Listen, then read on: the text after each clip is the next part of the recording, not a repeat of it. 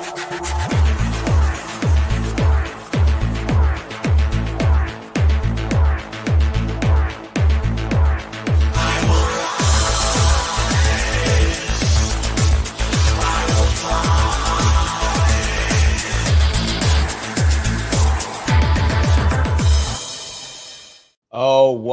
welcome to the Sharpe Show. So happy to have you with me this evening, right at 7:30 on the East Coast. And it is indeed an AMA day.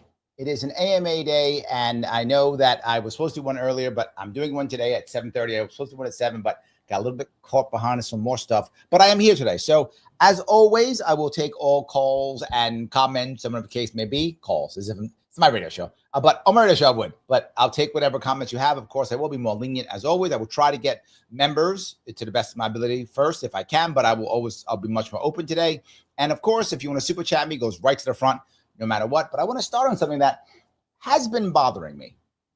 My worry that I feel like we may be making a mistake here when it comes to independent parties, third parties, and of course, Libertarians, the party that is closest to my heart, right? Can we gain people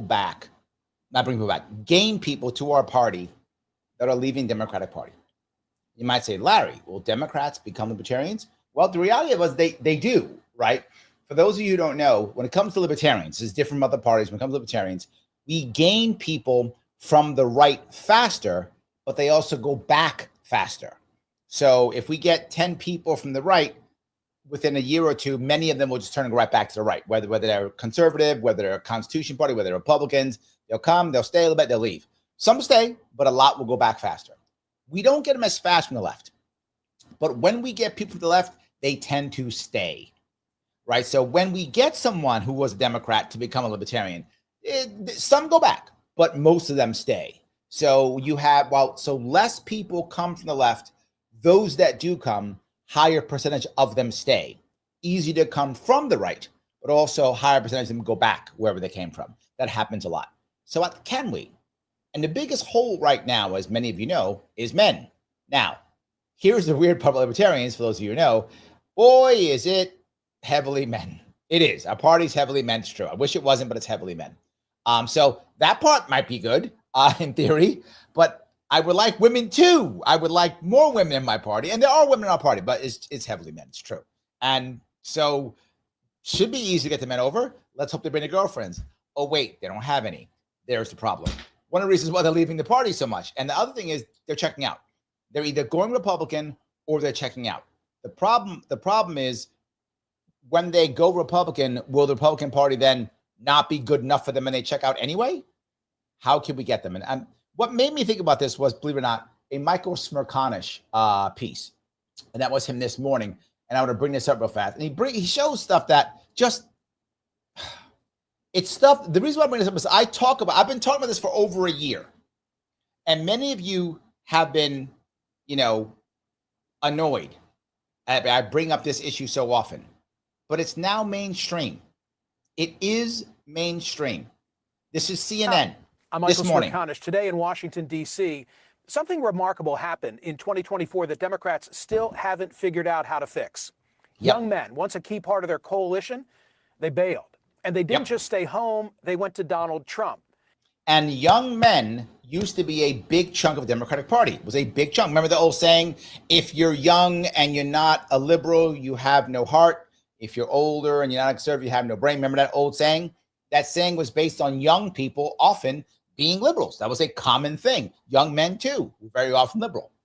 In fact, CNN exit polling shows more than half the male vote nationwide, 55%, went to Trump, while Harris got just 42%. And among men under 30, they went from supporting Democrats in 2020 by 15 points to backing the GOP 2024 by 13. An enormous swing. Massive change. No wonder the party is taking a long, hard look inward, which would be to the Speaking with American Men Project, or this part I laughed at, right? Remember I showed you they had that one woman who was going to be their spokesperson for this thing. Remember that? She's a queer, heavyset woman. That was they said, who can we find to talk to men? A gay, heavyset woman. That'll get them. That was what they chose. Why? Because there is nobody else. Sam. We've got a $20 billion budget and an urgent mission. $20 billion. Win back a generation of men who feel ignored, ridiculed, and left behind. If you know they feel ignored, ridiculed, and left behind, why do you need to go figure this out? You already know. I know. I've been saying it for years. Behind in the classroom. According to the Pew Research Center, women in their late 20s are now far more likely than men to hold a college degree. I've been telling you guys this forever. If you are under 30 years old and a woman in America, currently, you are the most privileged demographic in the country. And the thing that's crazy about that is, in the past, that has never been that's never been true throughout history. The history of humanity, that has never been true. Women have never been the most privileged ever in the history of history. Not a thing. Right now in America, that's true. How does a culture deal with that? When, like, in the history of histories, that's never been, women have never been the most privileged. And women often get mad. Larry, back in the day, you're right. I'm not fighting you. Yes, I'm talking about right now what we're dealing with. The most privileged right now for the first time in the history of histories. How do you handle that? We clearly don't know. Agree, 47% versus 37% left behind in the dating pool. Pew data show roughly 6 in 10 men under 30 are single, about double of young women. Only 3 in 10 young women are single. Why? They're all dating older men. I mean, it's good for me, I guess. But I'm just saying, that's what's happening. That's what's happening right now. So if you're under 30 right now, women are killing it. Men are getting killed. That's an issue right now. And of course, they're unhappy, so they hate the system. I get it. I understand. They're getting left out of the labor force as well. The Federal Reserve reports that the share of prime age men not participating in the labor force has roughly doubled since the 1970s. There we go. Reaching 11% in 2022. Everything I've been saying, he's talking about now. Mental health, another flashpoint. CDC figures reveal men comprise nearly 80% of U.S. suicide deaths. The SAM 80% of suicide. 80%. Project's findings reflecting a lot of these numbers after conducting 60 hours of focus groups, media analysis, and polling. Here's what they've discovered. Young men feel disconnected from civic life. They distrust politics, education, even the job market. They feel shame about their mental health, conflicted about their masculinity, and struggling with economic anxiety, even those who are making 6 figures. And yet, check this out. In the Democratic... This is what Democrats put up. The Democrats still think it's 1960. This would have been accurate in 1960, not 2025. The Democrats still think it's 1960.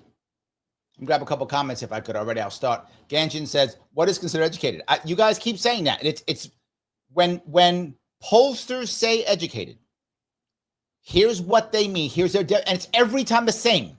So this is what they mean. This is how they decide. When they say educated, they mean have a 4-year degree or more. That is how that is. So you can say whatever you want. That's their definition.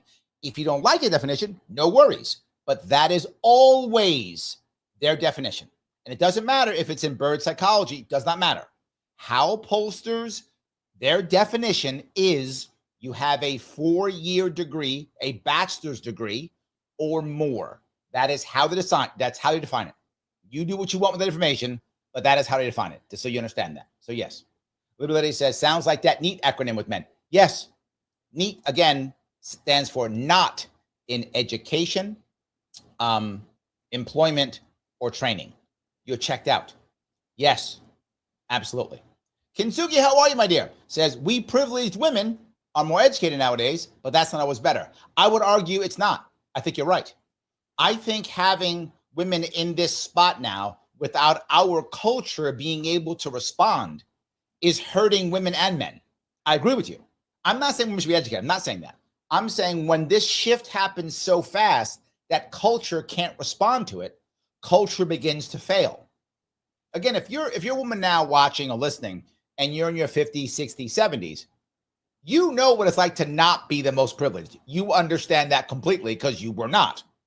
But if you're currently a woman under 30, you also may not know what that feels like. Why? Because no one before you could tell you what it's like because it's never happened before. So it's not like your mom can tell you, oh, here's what it's like to be privileged. No, no, she wasn't. Your grandma can't tell you that. Maybe your sister can, depending on what your sister is. Maybe, but she knew for her too. And now men who have always been the most privileged, all of a sudden not. So you get that massive change, Michael. But Larry, look, if you're angry at men, you're, they should have, it's the right. Okay, maybe it is, whatever. I don't care. I'm not going to fight you on that. The point is, if culture can't respond fast enough to this, we have problems. So, Kinziger, I agree with you. I think this is a problem because culture hasn't shifted. So all of a sudden now you go from this, and well, who's your teacher, right? You go to college, you got a teacher who's 60. Look, I'm pushing it. So you got a teacher who's 60, who's going to sit here and say, back in my day, I went through X, Y, and Z. So now 22-year-old woman goes, yeah, no. You might as well be a man in that class. You might as well be a man in that class because you don't know. You cannot connect. You cannot. So yes. Anyway, I just thought it was kind of interesting to put that piece up there. Here we go. Party's own Who We Serve platform, which is posted online. African Americans, Americans with disabilities, Asian Americans, Pacific Islanders, Democrats abroad, ethnic Americans, whatever that is, Latinos. I'm sorry, that means non-white Americans. Faith community, LGBTQ plus community, Native Americans, rural Americans, seniors and retirees, small business community, union members and veterans, veterans and military families, women, young people, and students. Where's the white guys? Where's men?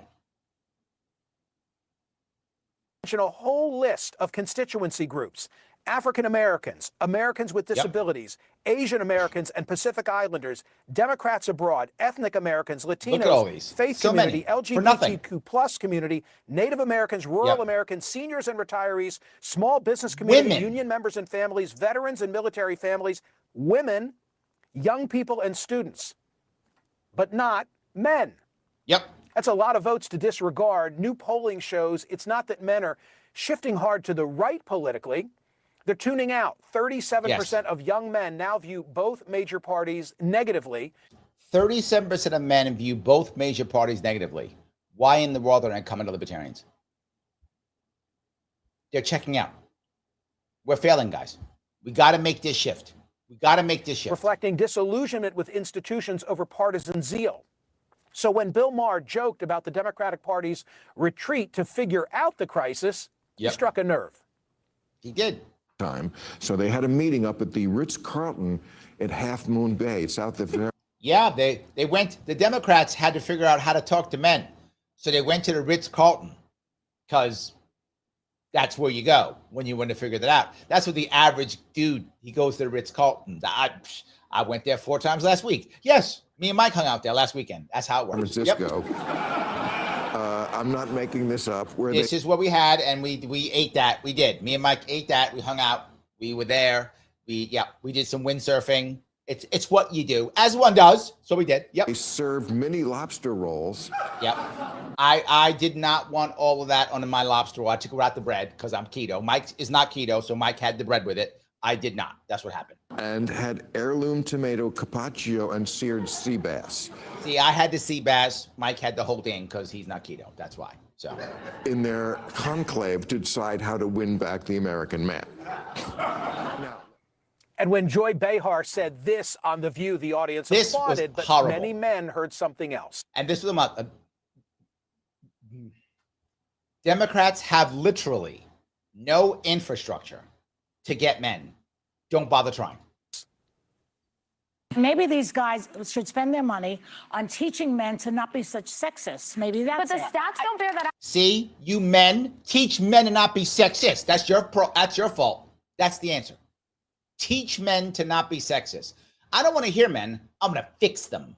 And everyone's like, yeah, evil men. I don't know why you hate us. You're all evil. We hate you all. Why do you hate us? I don't get it. Why would you vote for us? We hate you all. That's what she just said. So Garland's mad at Libertarians. He says Libertarians are morons. Community is key. Caring for each other is key. Libertarians don't want strong social safety net to protect people from the ravages of capitalism. Clowns. Garland, you are literally 100% incorrect. Like exactly the opposite. Anytime you want to find an answer, you can just go to my website. You can just go to my YouTube page and type in policy, and I will give you an actual answer to literally any problem you have. This is an AMA. Ask me about a problem. I will give you an actual answer. We aren't the morons. Everything you hate about this country, everything you're angry about this country, not one libertarian did. We're not in charge. We're not in charge. Democrats have been in charge. Republicans have been in charge. Absolutely. You don't like capitalism? Awesome. Democrats, they say they don't like capitalism. They've been in charge for how long? Decades. Everything that's happened is because of those two major parties, not because of libertarians. Number one, community is key. Correct. So why would you add government to everything? Every single time you add government, you by default remove community. So people who go, government got to do this, government got to, it's gone. Community used to take care of people. Back in the day, it did. Now it doesn't.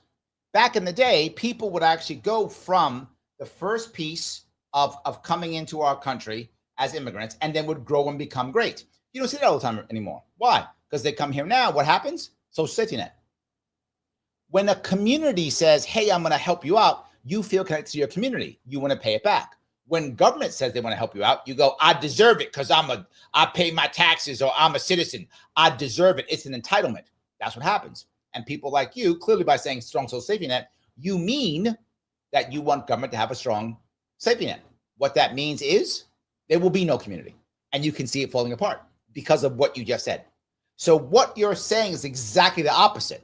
If there's any clown here, it isn't us, my friend. And if you have any other questions, put it out there. I'm happy to explain exactly why that is exactly the wrong answer. Exactly wrong answer. One of the most libertarian communities in the entire world, in America right now, is the Amish. I'm not joking. It's the Amish. They take responsibility for themselves. They don't get a social safety net. They don't get it. They don't pay any Social Security, and they don't get any. Many of them don't have Social Security numbers. I'm not joking. They are the ultimate in community, the ultimate in safety net. Why? They support each other.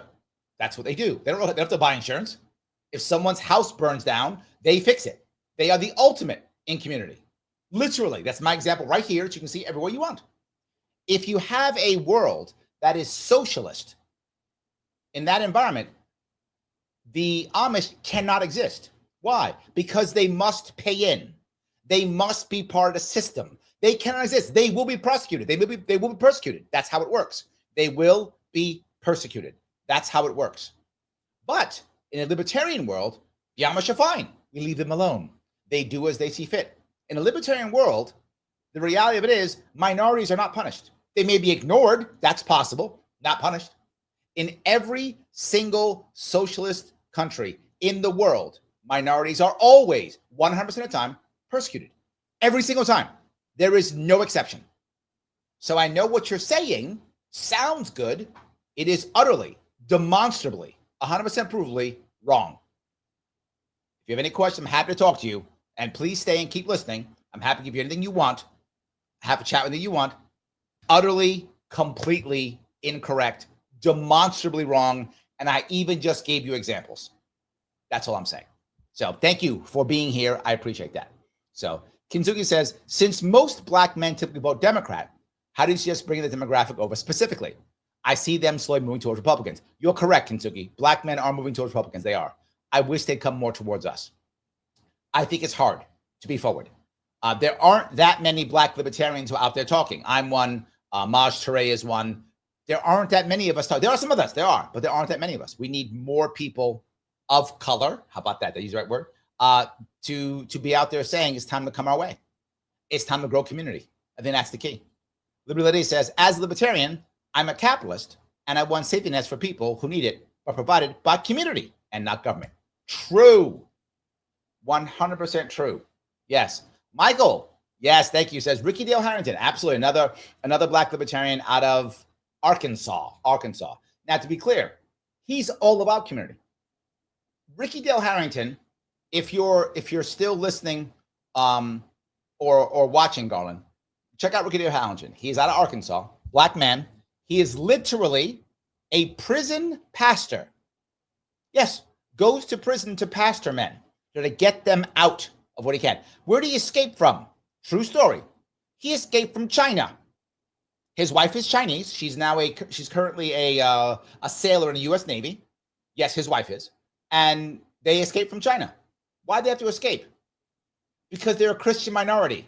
His wife was a Christian minority. He married her in China and they had to run away because the government came after them Because in the socialist societies, you don't get to be a minority.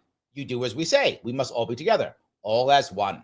Came to America, okay, be a Christian pastor. We don't care. Whatever. Do you. Yes. Thank you for that, Michael. It's a perfect example of what he was talking about. Garland, I hope you're still here. Utterly and completely incorrect. Just said. Daniel, Eric July, 100%. Yep. 100%. Yep. They exist. They exist. You can spend more time talking to him too. He's out there. And by the way, his community, he when it comes to capitalism, he made his money in capitalism. He made his own, to be forward, he made his own comic book series. His own comic book series. And he didn't do what so many do, which is I'm gonna make the characters that everyone already loves who are not black, I'm gonna make them black. No, he just made new characters who were black. And people are buying the comic book because we didn't care if the character was black or not. What we didn't like was the insult of changing someone who wasn't black and making them black to virtue signal. If you just make characters that happen to be black, we're Americans, we don't care. If it's a cool character, it's a cool character. If it isn't, it isn't. That's it. Anyway, I just thought that was kind of interesting to put that piece out there. So thank you for that, all you want. Ganjin says, Larry is right. If you look up the history of Eastern Europe during the Cold War, you notice that minorities in those countries had it bad. Every time. Every time. Every time people say socialism is great because it helps the minorities, never does. Literally zero example of that. Every time you have socialist countries, they punish minorities. Libertarians don't. We may ignore them, and you might not like that. Well, you gotta somehow lift them up. You don't have to. I have an idea. Just don't punish them. How about that? Yes. How about that? I like that. So, oh my God, you guys are listing them all. I love it. Donnie the Don. Donnie's amazing. Had her on my show. Donnie's husband, absolutely. But is he really? Maybe. Charles is maybe a libertarian adjacent. I'm not sure. Maybe. John Mons is an amazing libertarian. Yes. Yes. You've hit a bunch of them. Absolutely. You have hit a bunch of them. So yeah. Any case. Look at that, Garland. You hit a nerve. All right, let's keep going. Now that we've seen the election results. They're clapping. Yay, these evil men. Sam's research found that comments like that, widely shared online, feed a perception that Democrats see men as the problem rather than as part of the solution. Yep. And when young men do tune in and look for voices that reflect them, guess who's talking to them? Check out this chart from Media Matters. It compares the total following of left-leaning and right-leaning online programs. Here's the problem. They put Joe Rogan as left-leaning. Left-leaning? I mean, I'm sorry, right-leaning. Right-leaning? I mean, maybe now. Theo Vaughn is right-leaning? Because they're not left. If you're not left, you're right. That's how it current works. If you're not left, you're evil. Therefore, you're right. Now remember, Jordan Peterson is right. Steven Crowder is right. Charlie Kirk is right. 100. It's obvious. Those guys are obviously right. But the rest of them, these are like former Democrats. Right-wing male influencers, they dominate. Ben Shapiro, 25 million. Jordan Peterson, 23 million. Joe Rogan, 40 million. Yep. The left has no comparable reach. Let's also note the fact that this media is filling a space at a time when socially men's circles shrinking. A 2021 survey found that 15% of men, 15%, have no close friends. This I see more and more. I see more and more of this. Young men who I talk to who really don't have that many close friends. Many of them. It's very true. I have very few, one or very few close friends. And with families being small and people walking away from their families, there's the next part that makes it even harder. And I was going to cover that today, but I decided not to. Another issue. We have been taught, and this is a left thing. This is not a right thing in this case. The left says you should walk away from your family if they vote for Trump. They say if they don't believe in what you believe in, you should ignore them. You should blow them off. Yes. There's no Dr. Phil thing on this. Yes, all over. So now if I'm a young man who watches Joe Rogan or listens to Joe Rogan, my family has been told by their group to ignore you. If you go on any of the dating apps, so many TikToks on this. I'm sorry, my daughter's on TikTok. I know people on TikToks. I'm not on TikTok. Is much more feminine. It's not really my thing. But I see people send me stuff all the time. It is filled with women saying things like, "Oh, I can't date you if you watch Joe Rogan, or if you like Elon Musk, I can't date you." Now, you have a right as a woman to date who you want. I'm not saying who you have a right to. I'm saying that's really stupid. That's all I'm saying. You have a right to be stupid. That's insanely dumb. If you're a woman who is looking for a relationship, if you are, if you're not, up to you, but if you're looking for a relationship, and you're going to say, if a man watches Joe Rogan, I can't date him, you're just brainwashed or stupid or something's wrong with you. That's a terrible idea. There are many reasons to not date a man. That is a dumb one. Now, again, you have a right to. I'm not saying you can't. You pick whatever you want to pick. But if you want a relationship, wow, is that stupid. And I know people do it. And I've been probably people right now listening to me going, I would have said that. Yeah, and that would be dumb. Stop saying that. That's not a good idea. There are many other reasons to not date somebody. That is not one of them. So, yes. Honest Elk says, ignoring minorities will be spun as punishing them. True. Remember, it's not enough to not be racist, Honest Elk. You've got to be anti-racist. Because of that idiot Ibram X. Kendi who ruined our country with that stupid shit. Yes, you are correct. It will be spun exactly that way. Yes. Let me head over to Rumble if I can. Peace. Thank you for $2, my friend. I've always described myself as the spirit of boy, the wisdom of man. Oh, nice. So who's the current best role model on YouTube to counteract Andrew Tate? Do we need to create one? The perfect AI coach for boys. There are actually a decent amount of them, Peace, who are decent when it comes to that and aren't as toxic as Tate can be. As I bring up often the red pill content, there's two parts to red pill. And some people can't stand it, but there's two parts to it, or Manosphere, two parts. One part is the part that I like. Men step up, men work hard, get in your purpose, don't chase after women, chase after your own purpose. Women will come to you, fight hard, don't give up. That kind of stuff I like. I think it's very positive for young men and even older men. That's a good message. I like that part. But the other part is women are worthless, women are terrible, blah, blah, blah. That part I can't stand. And that's also a part of red pill. They're both there. We need someone who kind of forgets about the second part and just does the first part. And I think depending upon what you like, if you are more right-leaning, someone like a Jordan Peterson can be that person for you. Jordan Peterson isn't as negative against women as people, they say he is, but he's not. That's the same thing as not being anti-racist. He's not. He's pro-men. Not that that's true.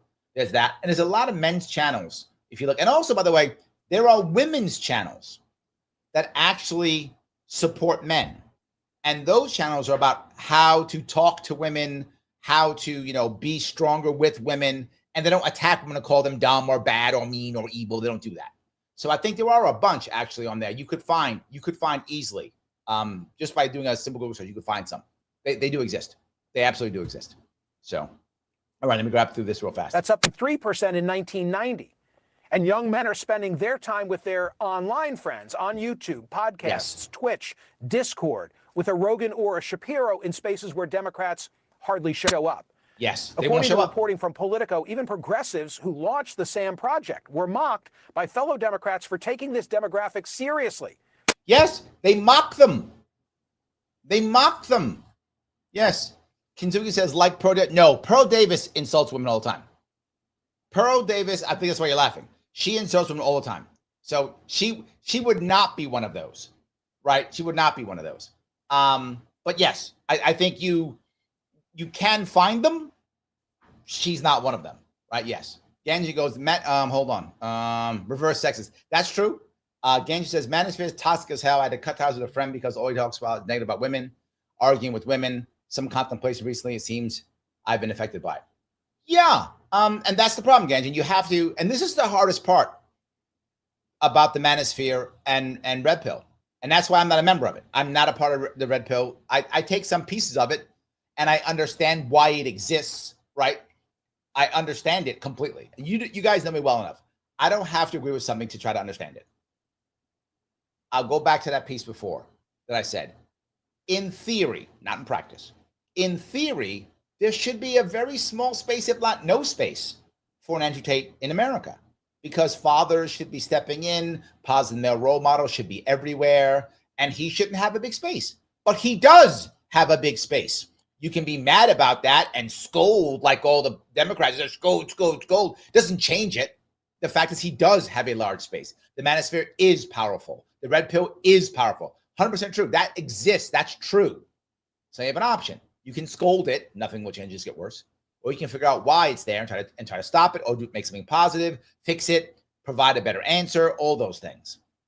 The part that's good about it, and Ganjan, I'm sure if you've been part of it, you understand it. The part that's good is the men stop chasing women. We should not be chasing women the way many men are. Stop going to the channel that is just rotating cooling things. Only, yes, the OF. Stop doing that. Stop paying for that stuff. Don't do that, right? That part of the Manosphere is good. Stay on your purpose. Go off and do good things. Women will come to you. If you do great things and become the best version of you, women will come to you, right? Women think that's true with them. That's absolutely not true. Women think that's true. And women should listen to Manosphere for that. That's not true. You can go off and be the best woman you can possibly be. No man's coming to you. That's not how that works. But for men, that is true. So that part's great. The problem is the next piece. And this is the part that where social media crushes women. This is where social media crushes men. Social media is going for clicks. Does you be a good man and work hard get a lot of clicks? No. Does women suck, they're terrible, hate these women, does that get clicks? Hell yeah, it does. Toxic stuff gets clicks. It does. Women saying, I want to have a relationship with a man, I want to be a partner with a man, I want to help a man, I want a man to help me. Does that get good clicks? No. Does it? Men suck and I'm a queen. Does that get good clicks? Yes. So what do you see on TikTok? Men suck, I'm a queen. That's on TikTok. And what do you get on YouTube? Women's, Rumble, wherever it is. Women suck and, whatever, they're terrible. And that's what gets clicks. So, yes, I get your point. We went a little bit off topic here, but that's okay. We're supposed to. But maybe they should pay attention. Because as William Galston wrote in the Wall Street Journal, the shift is real. Since 2012, support for Democratic presidential candidates among Black, Latino, Asian men dropped 16%. This is a disaster for Democrats. Galston argues that race isn't the dividing line anymore. Education level and economic status are. Yep. And that Trump has built a diverse working class coalition that may outlive him. Just listen. This is the point I was saying. That unity ticket that some Democrats laugh at. If you remember, I mentioned unity ticket when Dan from the Internet was on the show, and he laughed. He laughed at that. And I said, it's unity ticket. He laughed. No. Even Smerconish from CNN is acknowledging that what Trump built last year was a unity ticket. And this big, now, again, you see already, with Elon falling apart, I warned you all last year, and it's not easy to keep that open tent together. Not easy. It's hard. And if Trump decides he's out in a couple years, I'm not going to do anything anymore, that you need someone with a very strong personality to keep that together. That is not going to be easy at all. It's a 4-group coalition. That's hard. And that's what he's talking about. It's tough. Listen to what our own Harry Enton says about this coalition. Now in our latest CNN poll among registered voters, which is the party of the middle class? It is tied. This, I think, speaks to Democratic ills more than anything else. They have tradition. That's insane. If you go back, if you're old as me or in my area, you remember when there is no way anybody would have said the Republican Party is the party of the middle class. That's not Republicans, y'all. That's not true anymore. You go back to the 70s, almost nobody would have said that. 80s, you were having some Reagan Democrats start to shift, right? That was starting to happen. But you still wouldn't have said the Republicans were the working class, middle class party. Never would you have said that. Now, and that's the coalition Trump has built. Traditionally been the party of the middle class. No more. Donald Trump and the Republican Party have taken that mantle away, and now a key advantage for Democrats historically has gone adios amigos. And I want to say this again. Why does this matter? Some of you are like, I knew this forever. This is CNN. Mainstream CNN saying this. That's why this is important. Not because I said it forever or some of you knew this for years. That isn't the point. The point is CNN saying it now. Peace over on Rumble. Thank you for the $1, my friend. Larry, do we need to become gamers online to reach young men? I don't mean consume all our time gaming, but have a presence or create a game to make politics palatable. Tom Bailu would be into this. Yeah, Bilu, yes. I like him. I met Tom, in Florida? I think I met him in Florida. He's actually brilliant. And by the way, loves RFK Jr. Tom loves Bobby Kennedy Jr. I showed up at a fundraiser. I met him. I met at a fundraiser. And he literally was like, I'm writing checks for, he loves RFK Jr. He wrote a check for him. He loves him. So yeah, I do think, I think it is possible.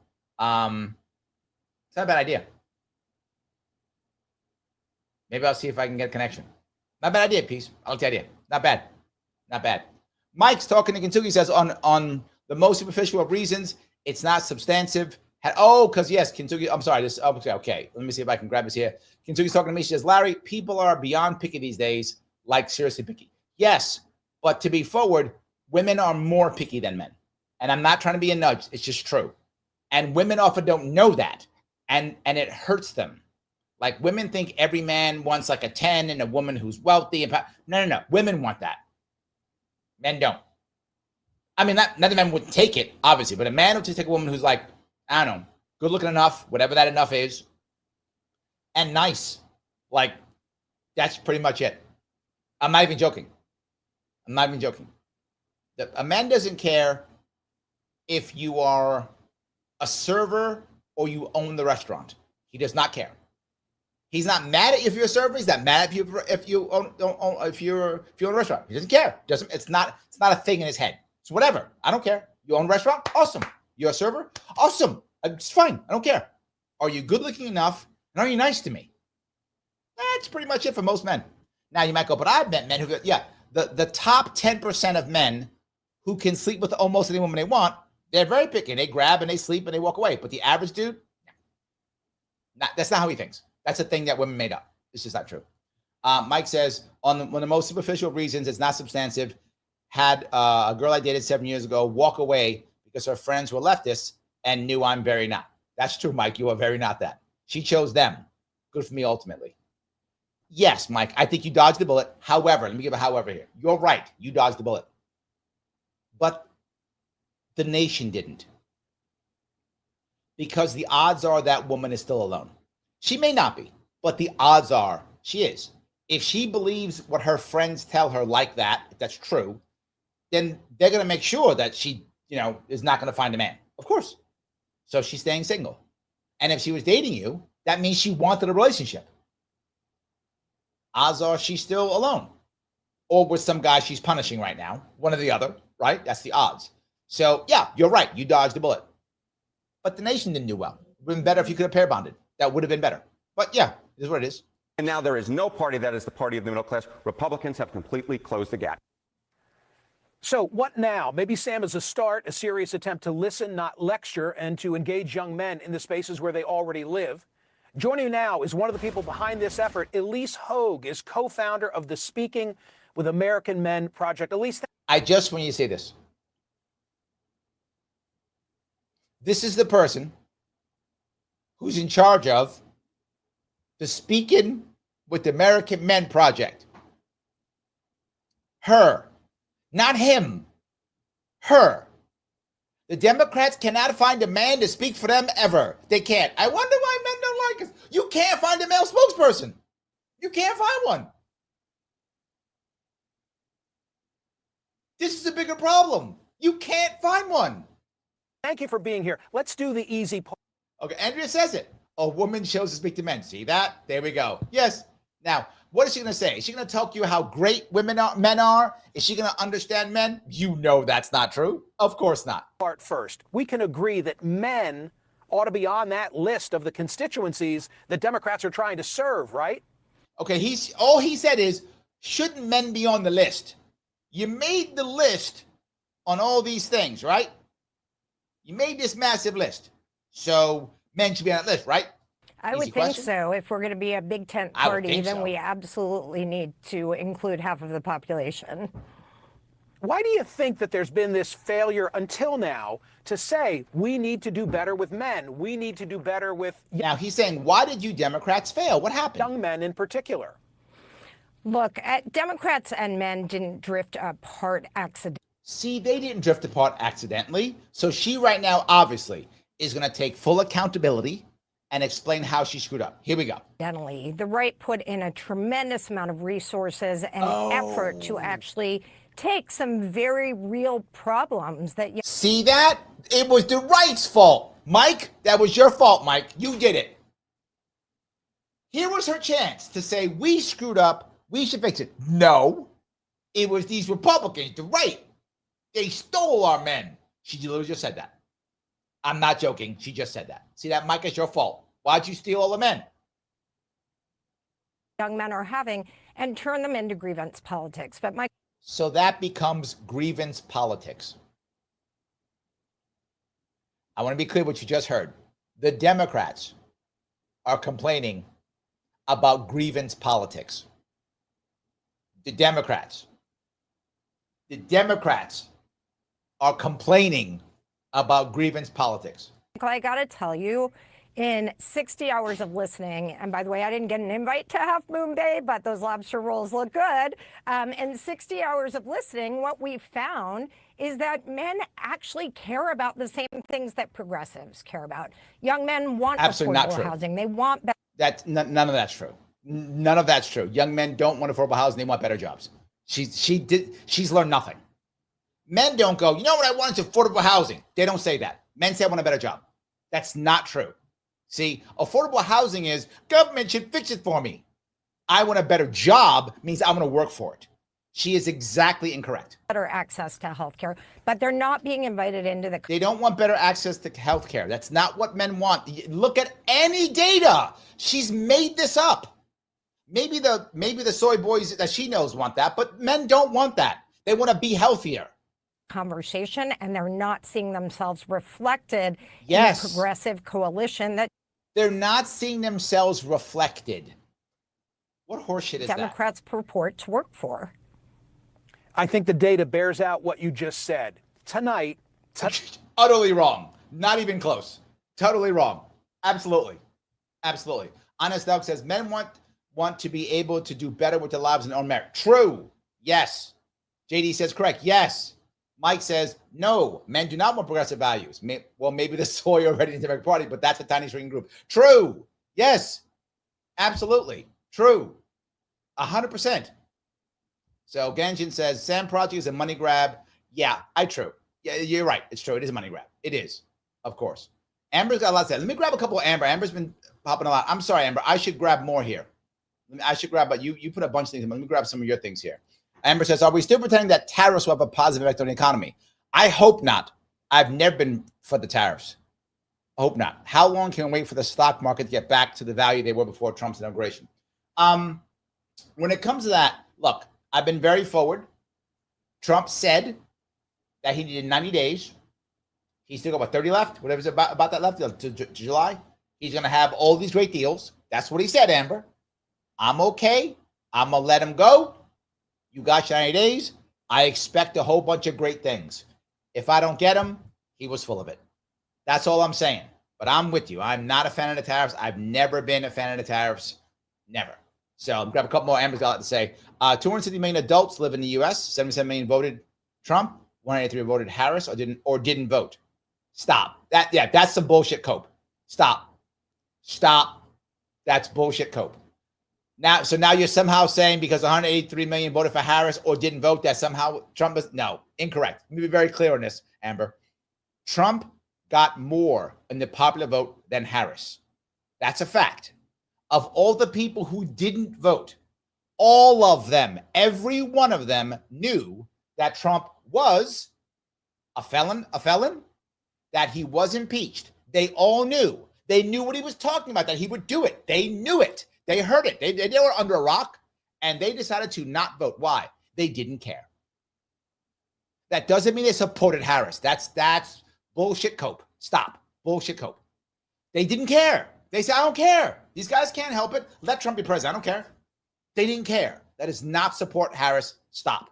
More people got off their ass on election day and decided to vote for Trump than those who got off their ass and decided to vote for Harris.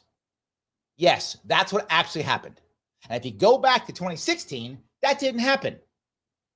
So for those who are like, it's sexism, absolute horseshit. The popular vote, Hillary Clinton in 2016 won the popular vote. Trump did not have a mandate in 2016. Did not have one. The popular vote went to Hillary Clinton. America, in the popular vote, voted for a woman president in 2016. Sexism is bullshit. The Democrats say it's stupid cope. Harris was a shit candidate, and the Democratic Party is garbage and is pushing men away. That's the truth, Amber. And you know it's true. This is cope. This is utter cope. Nothing you just said was true. That's garbage.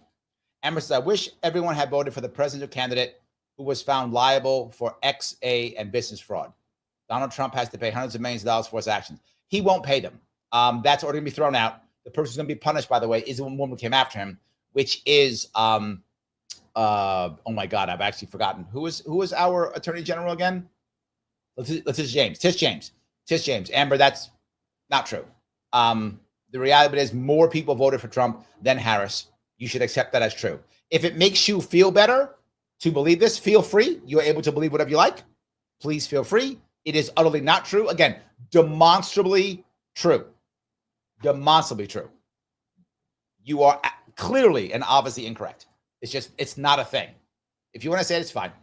Let me keep going down. Amber says, I don't know why the Dems didn't want us to become the only generation of Americans that elected a president who was out on bail and was found guilty of felonies. Okay, first off, just because you're a felon doesn't make you a bad person. If you think that's, shame on you. Lots of people are felons. So the idea of saying he's a felon and now he's bad is against what in theory should be democratic principles. I mean, they're not, but they should be. Democrats should be more socially liberal and more forgiving. They're not, but they should be. And Amber, you are a clear example of that. You are just finding a way to dismiss. Remember, I tell you guys this all the time. Republicans distract, Democrats dismiss. The left dismisses, the right distracts. She keeps calling him guilty, whatever, of felonies, because she's dismissing the reality of life. Amber does not want to accept reality. She just dismisses it. The Republicans distract, Democrats dismiss. You see it every single time. Amber, you're clearly incorrect in this. It does. So you're a felon? So now you don't deserve rights anymore? You shouldn't vote? You shouldn't have rights because you're a felon? You're a bad person because you were a felon? But not just that. What's he a felony of? What was he a felony of? Is he a felon because he beat people up? Because he harmed people? He stole money? No, not at all. Because his paperwork was off. And who was the victim? Nobody. I'm not making that up. Nobody was a victim. The bank who he supposedly screwed over said, we don't care. He paid us back. We're happy. No victim. No victim. So he's a felon of a victimless crime. Just like minorities who are put in jail forever for weed. Amber, do you think that's okay? Literally no difference. If you think his policies are bad and the tariffs are bad, you are correct. I'm on board with you. But because you just want to dismiss some guy, you're making yourself look bad. You're making yourself look bad. Amber says, so all the jurors who found Trump guilty of felonies and liable for XA, SA were in a big conspiracy for him? No. And the grand jurors would, okay, first off, wow. I'm so glad you're here so I can dismiss 90% of what you're saying. Not because I'm mad at you. You are very common. Lots of people think like you do. I mean, literally tens of millions. Grand jurors are a joke. Let me say it again. I'll say, but they're a joke. You can indict anybody for anything. That's how it works. Oh, there's a saying, you probably heard it before. A DA can indict a ham sandwich. That's an actual saying. That's how common it is. So grand jurors mean nothing. That is a joke. If you knew anything about the system, you don't. Because if you knew anything about the system, you wouldn't even put that there. You wouldn't put that there. You wouldn't waste your time. Of course not. Now, of course, the people who found him guilty is because, without question, because they looked at what the law said, not if there was an actual crime. What I mean by that, again, there are literally millions of men right now, and they're men, who are in jail right now because the jury said, oh, yeah, he broke the law. Judges literally say, and this is in New York, they tell their people, you may not vote not guilty if you think this is not a crime. Now, that's called, by the way, jury nullification. And it's absolutely constitutional and legal. In New York State, and I can say this publicly because they say it, judges tell the jury, you may not do that. It is unconstitutional and wrong and should not be done. And that is one of the reasons, there are many, that's one of the reasons why so many people are in jail who should not be in jail. Victimless crimes are not crimes. Victimless crimes are things people made up. I would ask you, find the victim when it came to Trump's felonies. Now, the liability, different issue. They believe he was liable because he was mean, because that's a civil case. So that means it's not a crime. Being liable for something doesn't mean it's a crime. It means people thought you were mean. And Trump is mean. Accurate. Trump is mean and petty. 100% true. He is mean and petty. And if they would make him guilty of that, he is absolutely guilty of being mean and petty. True. That you got me on that one. Agreed. Hope that was clear at least. Hope that was clear. Please stay. All righty. So Amber, I'm going to go, but Amber's making me feel good. This is good. Amber goes on. We owe conservative outlets gratitude for helping to normalize the idea of Americans voting for a president candidate who was out on bail and was found. See, she just keeps doing it. And she put a heart on being fun. I'm just going to dismiss. Here's what you have to understand, Amber. Please get this into your head to understand this so that you get it. It's clear. Democrats and the media called Trump Hitler multiple times. Called him the N-word. Not that one. The one from Germany in the 30s. Him and all his friends, that constantly. Again and again and again. And America voted for Hitler over yours. How bad is your candidate? Suck on that. How bad is your candidate? They voted for Hitler over your candidate. And the other people who didn't vote, who you try to say like they somehow supported Harris, they didn't care if Hitler won. That's how bad your candidate was. They didn't care if Hitler won. How bad your candidate? The more you insult Trump, the worse you make your candidate look. Do you get that? The more you insult Trump, the more you make your candidate look bad. And they've been insulting him for 10 years, since 2015. He's still president and still has decent poll numbers. They're failing now, but decent poll numbers still. Better than your party. Please stay. Maybe you'll be able to have fun here. It's just trolling. So I appreciate you being here, Amber. I do.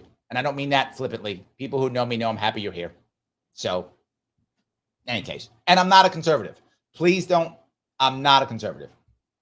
I'm just not a conservative. That's not who I am. Ask Mike. Mike's conservative. Mike gets mad at me. I'm not conservative enough for him. All the time he says it. He never thinks I'm conservative enough for him. So, yes. Kim says, good point. Yep. Good point. Yes. Ryan says, the N word that rhymes with Yahtzee. Correct. That's the one. 100%. Yes. So let me keep going a little bit more on this one and we'll keep going. Tonight in Newark, New Jersey, I'm going to roll some tape here. Here's a scene that I expect to unfold. It's President Trump walking into a UFC event with Dana White at his side. By the way, don't expect that Elon Musk will be at his side tonight. Not anymore. And Elon he will be received with raucous applause. There's no Democratic response, a gathering like this of a... In fact, no, there is a Democrat response. It's an insult. It's a dismissal. I've been trying to, some of you are mad at me for doing it. I've been trying to give Democrats an actual answer to fix this because they've been in trouble. They won't listen. Their infrastructure doesn't exist for them to repair this. They can't do it. There are too many people who just want to insult, who just want to dismiss. They don't want to actually fix the problems in the party itself. They're not interested. They're interested in grifting and insulting and dismissing. That's all they care about. Nothing else. They're not going to fix it. So I'm saying, come to us. Come to the Greens, come to Libertarians, come to We the People Party, come to the Forward Party, come to any third party you want to come to. Come to us. Come to the Constitution Party, come to us. We're here. Open arms. A group of men coming together. Elise, the portrayal among some is, well, that's all toxic masculinity.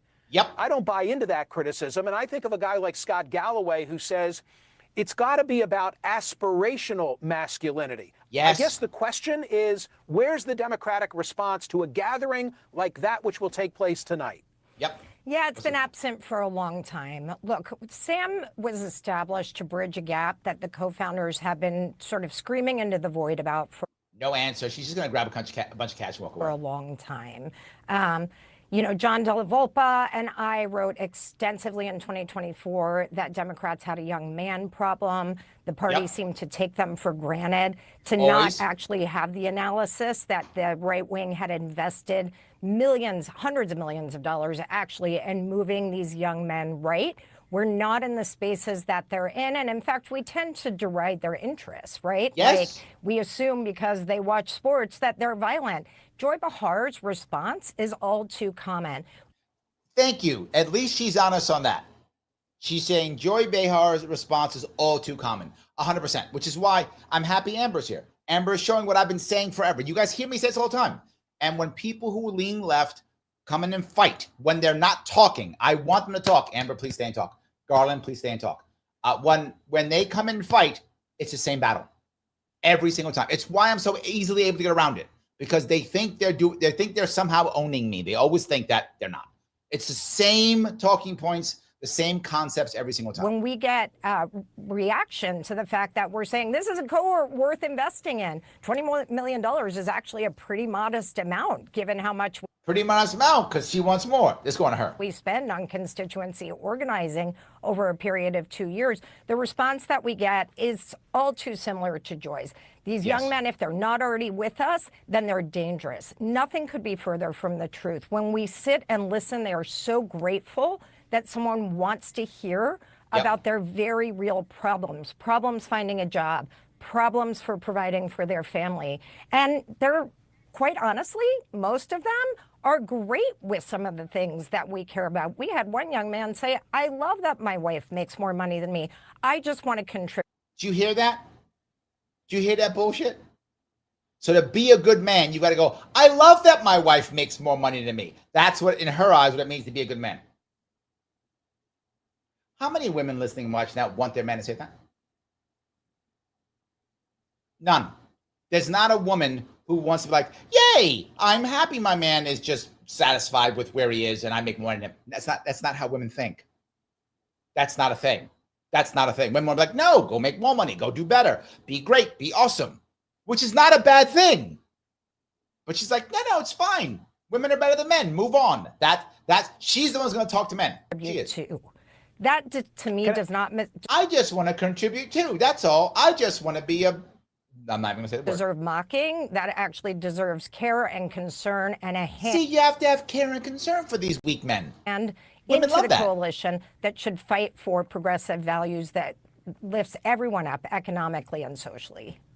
Can I say that beyond those very serious issues, which I used as part of the introduction and you've just made reference to, say what you will about President Trump, but he's got a knack for this curb your enthusiasm, Seinfeldian touch of reaching not just men, but a common chord. You know, when he talks about shower head pressure, when he talks about he says stuff that stop people spending like. on the penny, when he says Pete Rose ought to be in the Hall of Fame, when he says the NFL kickoff rule is weird.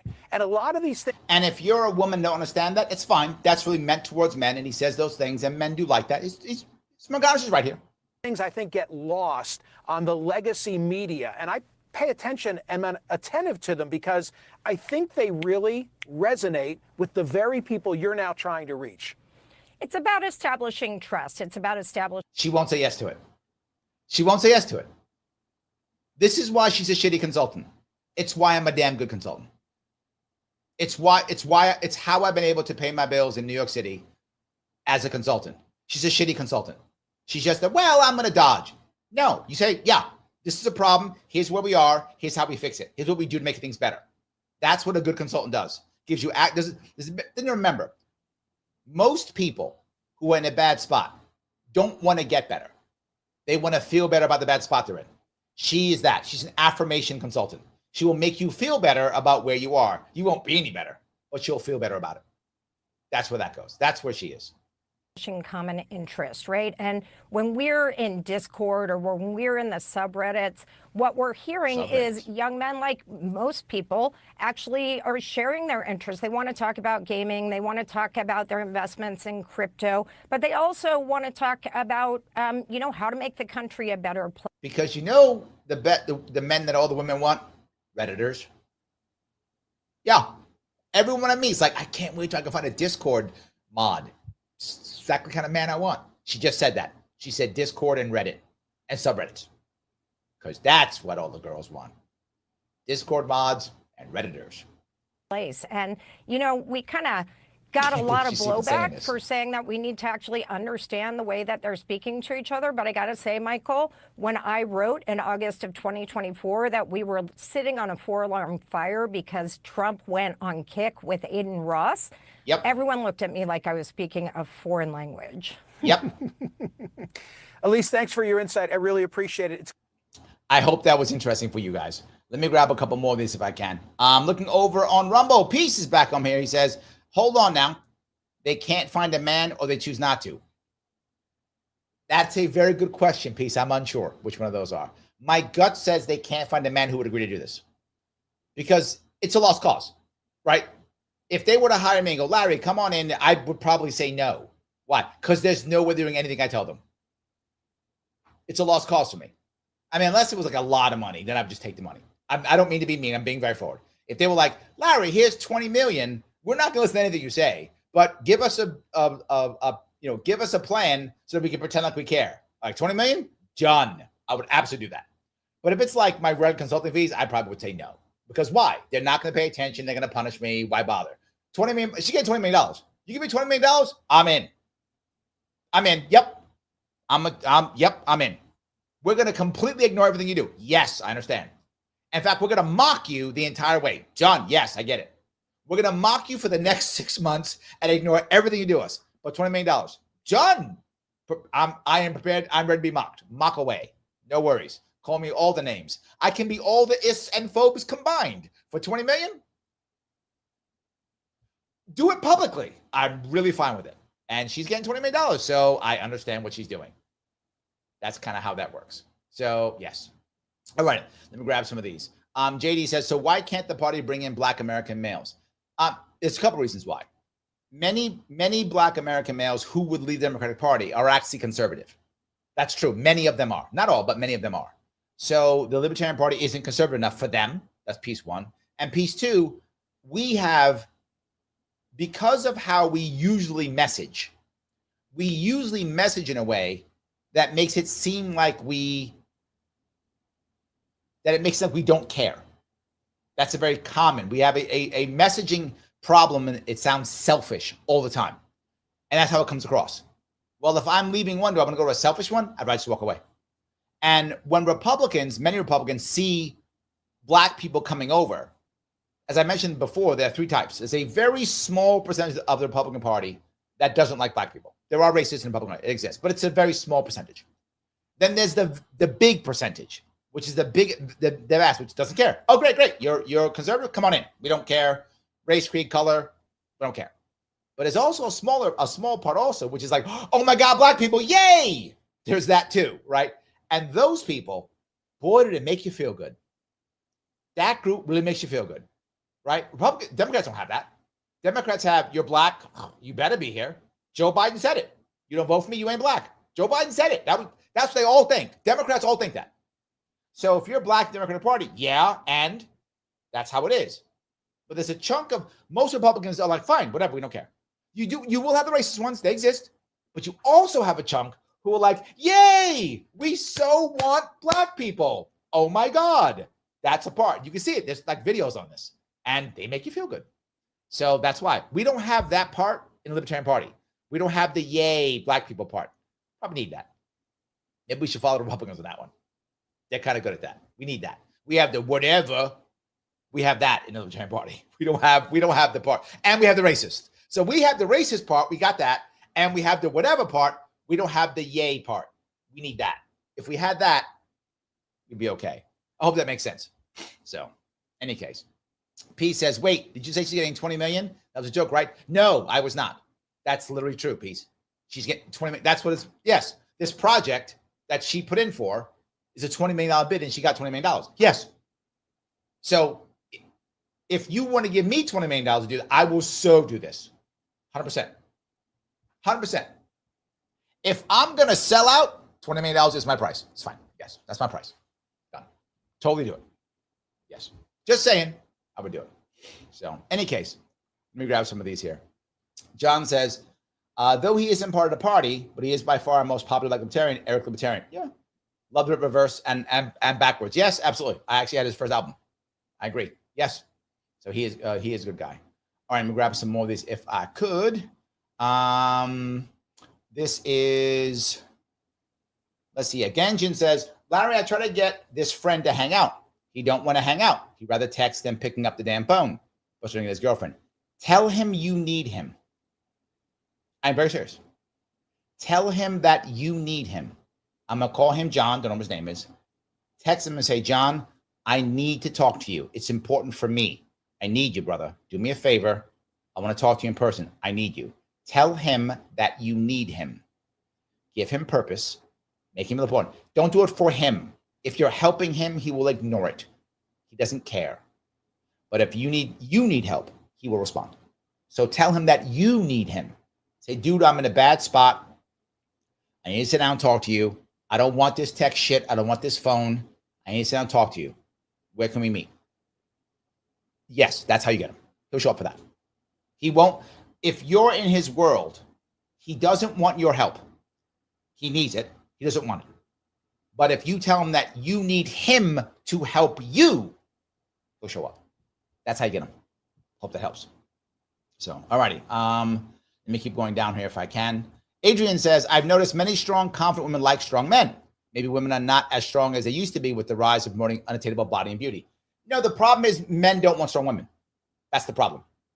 That's the problem. Strong men don't want strong women. I know that sounds weird, but they don't. Because what a strong, confident woman, what a man hears that, he hears you don't need me. And you just heard me tell Ganjan that to get his friend to show up, he needs to feel needed. Well, for a man to have a woman, he needs to feel needed. So, and this happens all the time. Women go on a date and think it is a job interview and just spout how awesome they are. Now, I'm not saying you should be proud of who you are. You should be. Man or woman, you should be proud of who you are. I'm not saying. But if you're a woman and you spout that on your first date, you are telling the man that you don't need him. So now one of two things happens. One, he goes, oh, no, not interested. Or two, he goes, oh, you're hot. I'll sleep with you and then I'll leave you. That's it. You become a conquest for him or off the table. That's it. That's how it works. Because you are not telling him, but you are telling him that you don't need him. Well, he doesn't want that. He wants to feel needed. He wants to feel important. And then women will say, I don't want to be dependent on a man. Well, then why do you want a relationship? Why do you want marriage? Relationships and marriage are literally depending upon each other. If you don't want that, I get it. Why do you want a relationship? Just have fun with men. Enjoy your time that you want with men. Sleep with them if you want to. Have dates if you want to. Enjoy. Why do you want a relationship then? That's literally dependent upon each other. That's how it works. But I hear it all the time. And again, I'm not saying you should be confident or proud of who you are. You should be. Absolutely. All I'm saying is you don't want to lead with that. If you're a woman on a date, do not lead with how awesome you are. It's only going to hurt you in the long run. It's just going to hurt. You can let that out as you're having your relationship, as you're with the guy on several dates. Let out what you're proud of doing. And when you get mad at me, I say, I want to say what I am. Great, you can. I'm not saying you can't. Do what you want to. I have no power over you. But if you do that, you are increasing the odds that man walks away from you, either after he sleeps with you or before. Thinks you're hot enough, he'll sleep with you first. If not, he'll just stop talking to you. And you'll probably get ghosted. I hear all the time, Larry, all these beautiful women get ghosted. Because that's the reason. It's literally that simple. So the idea of women not being strong because of promoting unattainable beauty and body, men don't care about that. They don't. They don't care. The amount of men I've heard who'd say, I can't stand these get ready with me videos, women putting tons of makeup on. They hate it. Men hate that shit. And women love it. So men don't care about that. And that is a new thing where women say, a man has to pay for the date because I spent so much money on my makeup. That's a thing. And the men go, I didn't want you to put makeup on in the first place. Why am I paying for it? I didn't want you to put it on in the first place. Don't put it on. I don't want it. You did that for yourself, not for me. So why? I didn't ask you to put it on. I didn't ask you to buy 25 things. I didn't ask you for that. I think you see that happen often. So I'm not saying strong compliment are bad at all. I'm not saying that. What I'm saying is if you come across that way, a man hears that as not being needed. And women will lie to themselves and go, he's intimidated by me. He's not intimidated by you. He just doesn't feel like he's valuable. That's not intimidation. You don't need me. Well, then I'm going to find someone who needs me. Why do you think men pick up women who are like, working the fries at the freaking Burger King? Because he feels needed. Women will say he wants to take advantage of it. No, he wants to feel needed. It is that simple. It's not anything past that. He wants to feel needed. It's that simple. Monk says, Larry, in 2020, when liberalism was at its peak, I'm not sure that's true.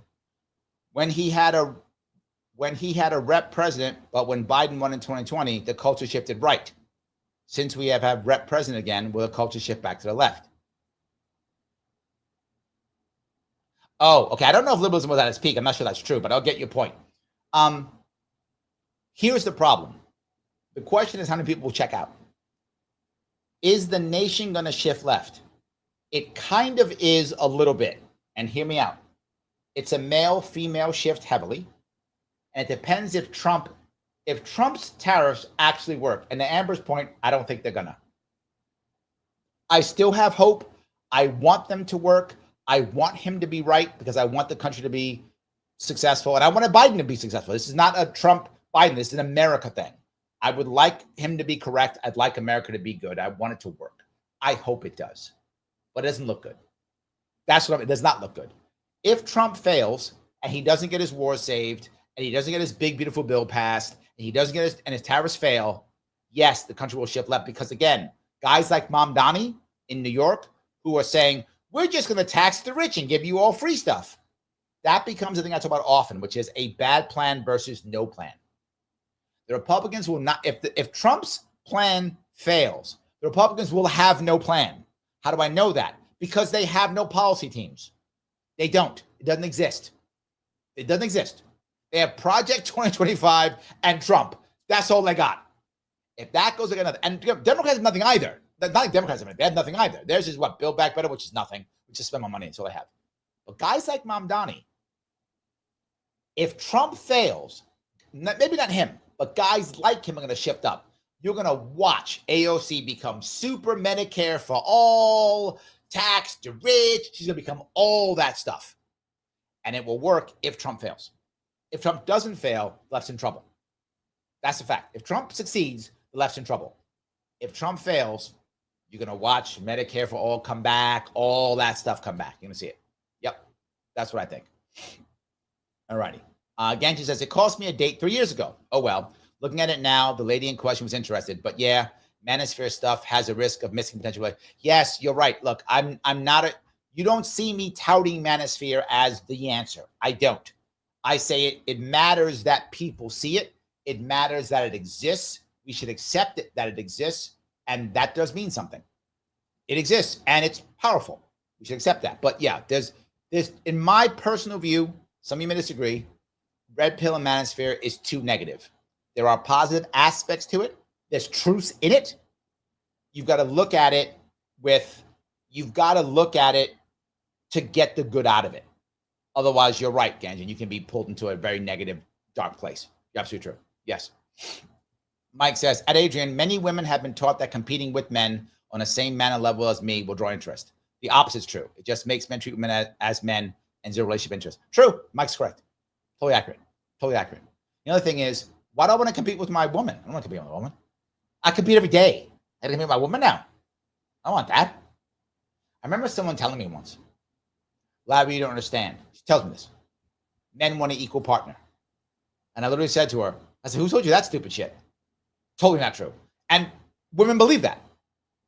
Why? Because women want an equal partner. I get it. I'm not mad at women for that. That's what you want. Okay, no worries. But men don't care.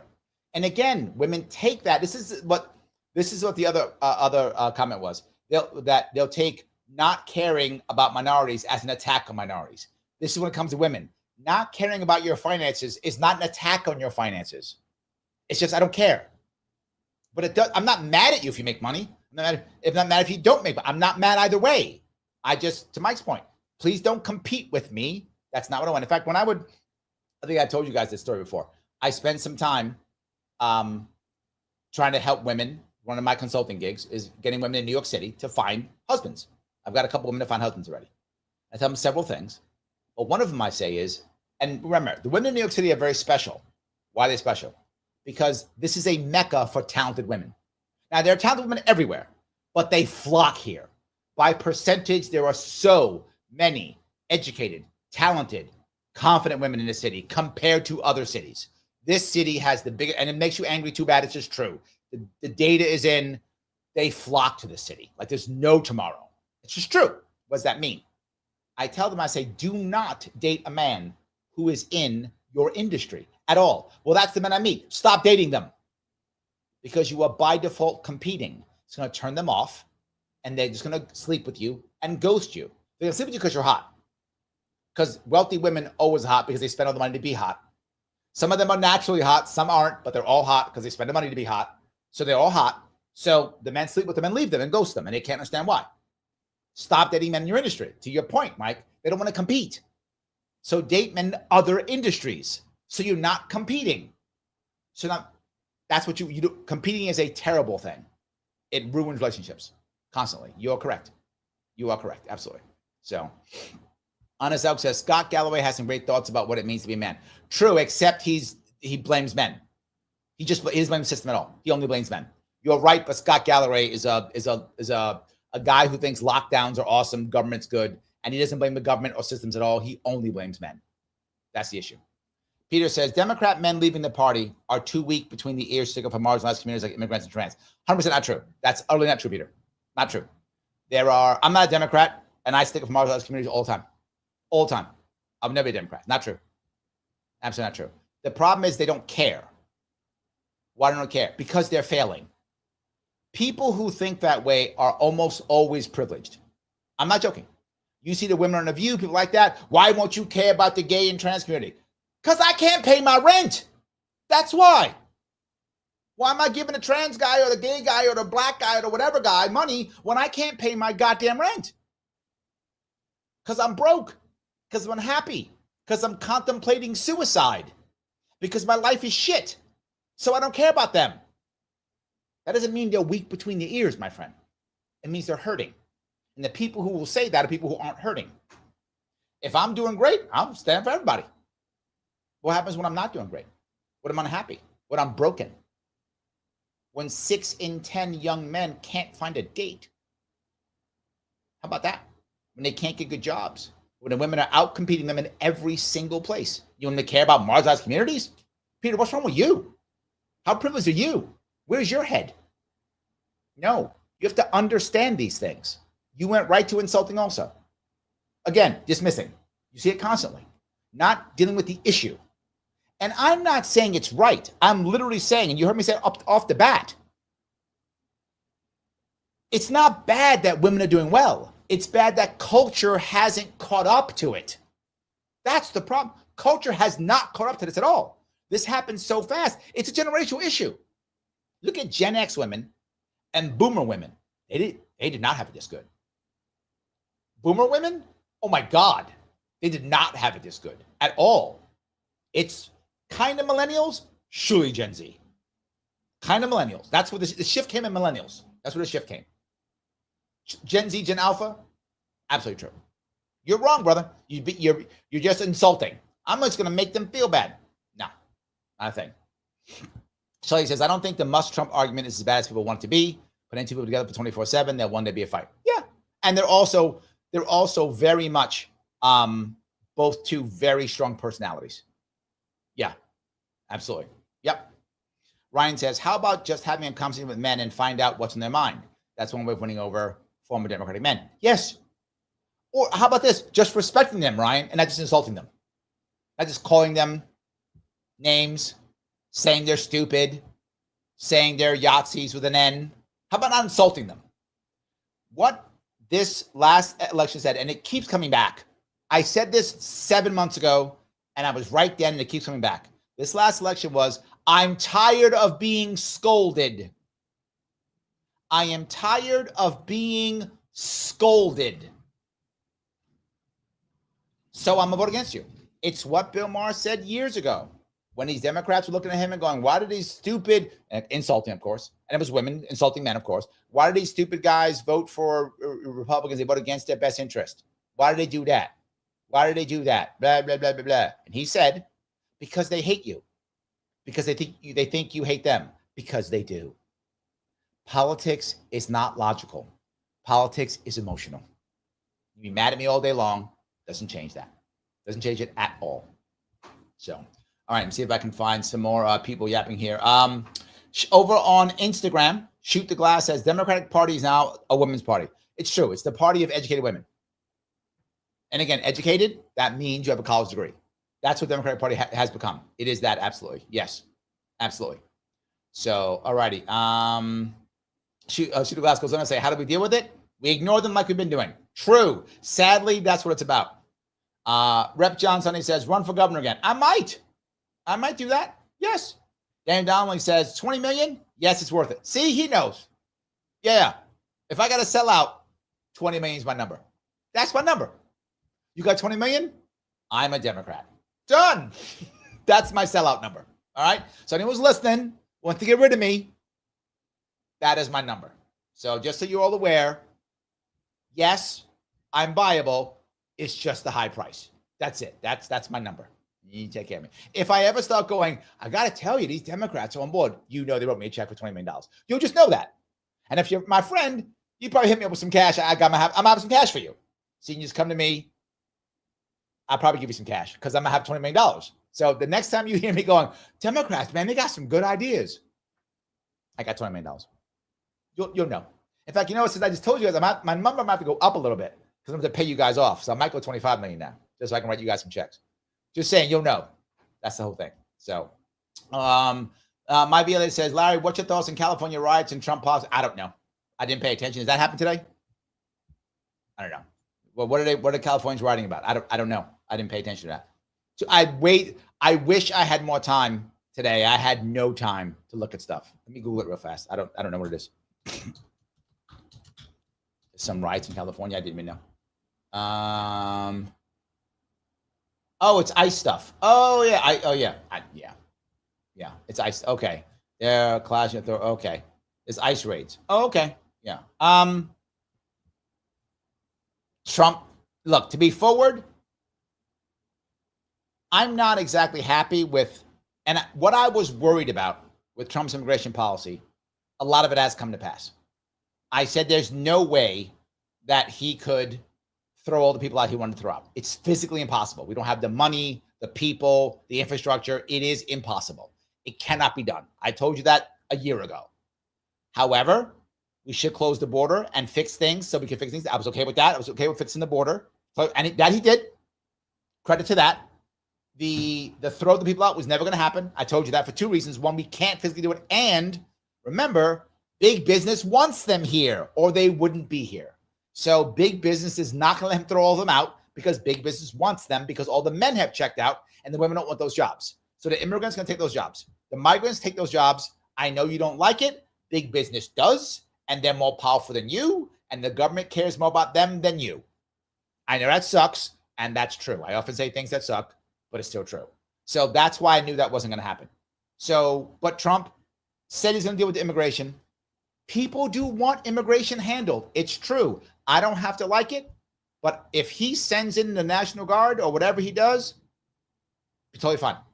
It is absolutely in his, it's not going to hurt him at all because he has already said that's who he is. He said what he's going to do. And the thing I will give Trump 100%, every time I give this to him, I give a lot of credit to Trump for many things. He said he would do it, and he's doing it. And you might go, but Larry, I don't like what he's doing. Well, if your person wins, don't you want your person doing what that person said? There's a whole lot of people who love AOC, who was my congressperson, who are mad at her because she completely bailed on Medicare for all. She was supposed to force the vote. She was supposed to force all this stuff. She said she was gonna, and she didn't. And you might say, Larry, I hate Medicare for all. So what? They voted for her. She was supposed to do that. She should have done it. Whether you like Medicare for all or not, she should have done that. And if Trump sends in the boys, that's what he was elected on. He should probably do it. That's all I'm saying. I know, look, I'm not happy with his immigration stuff. I expressed it already.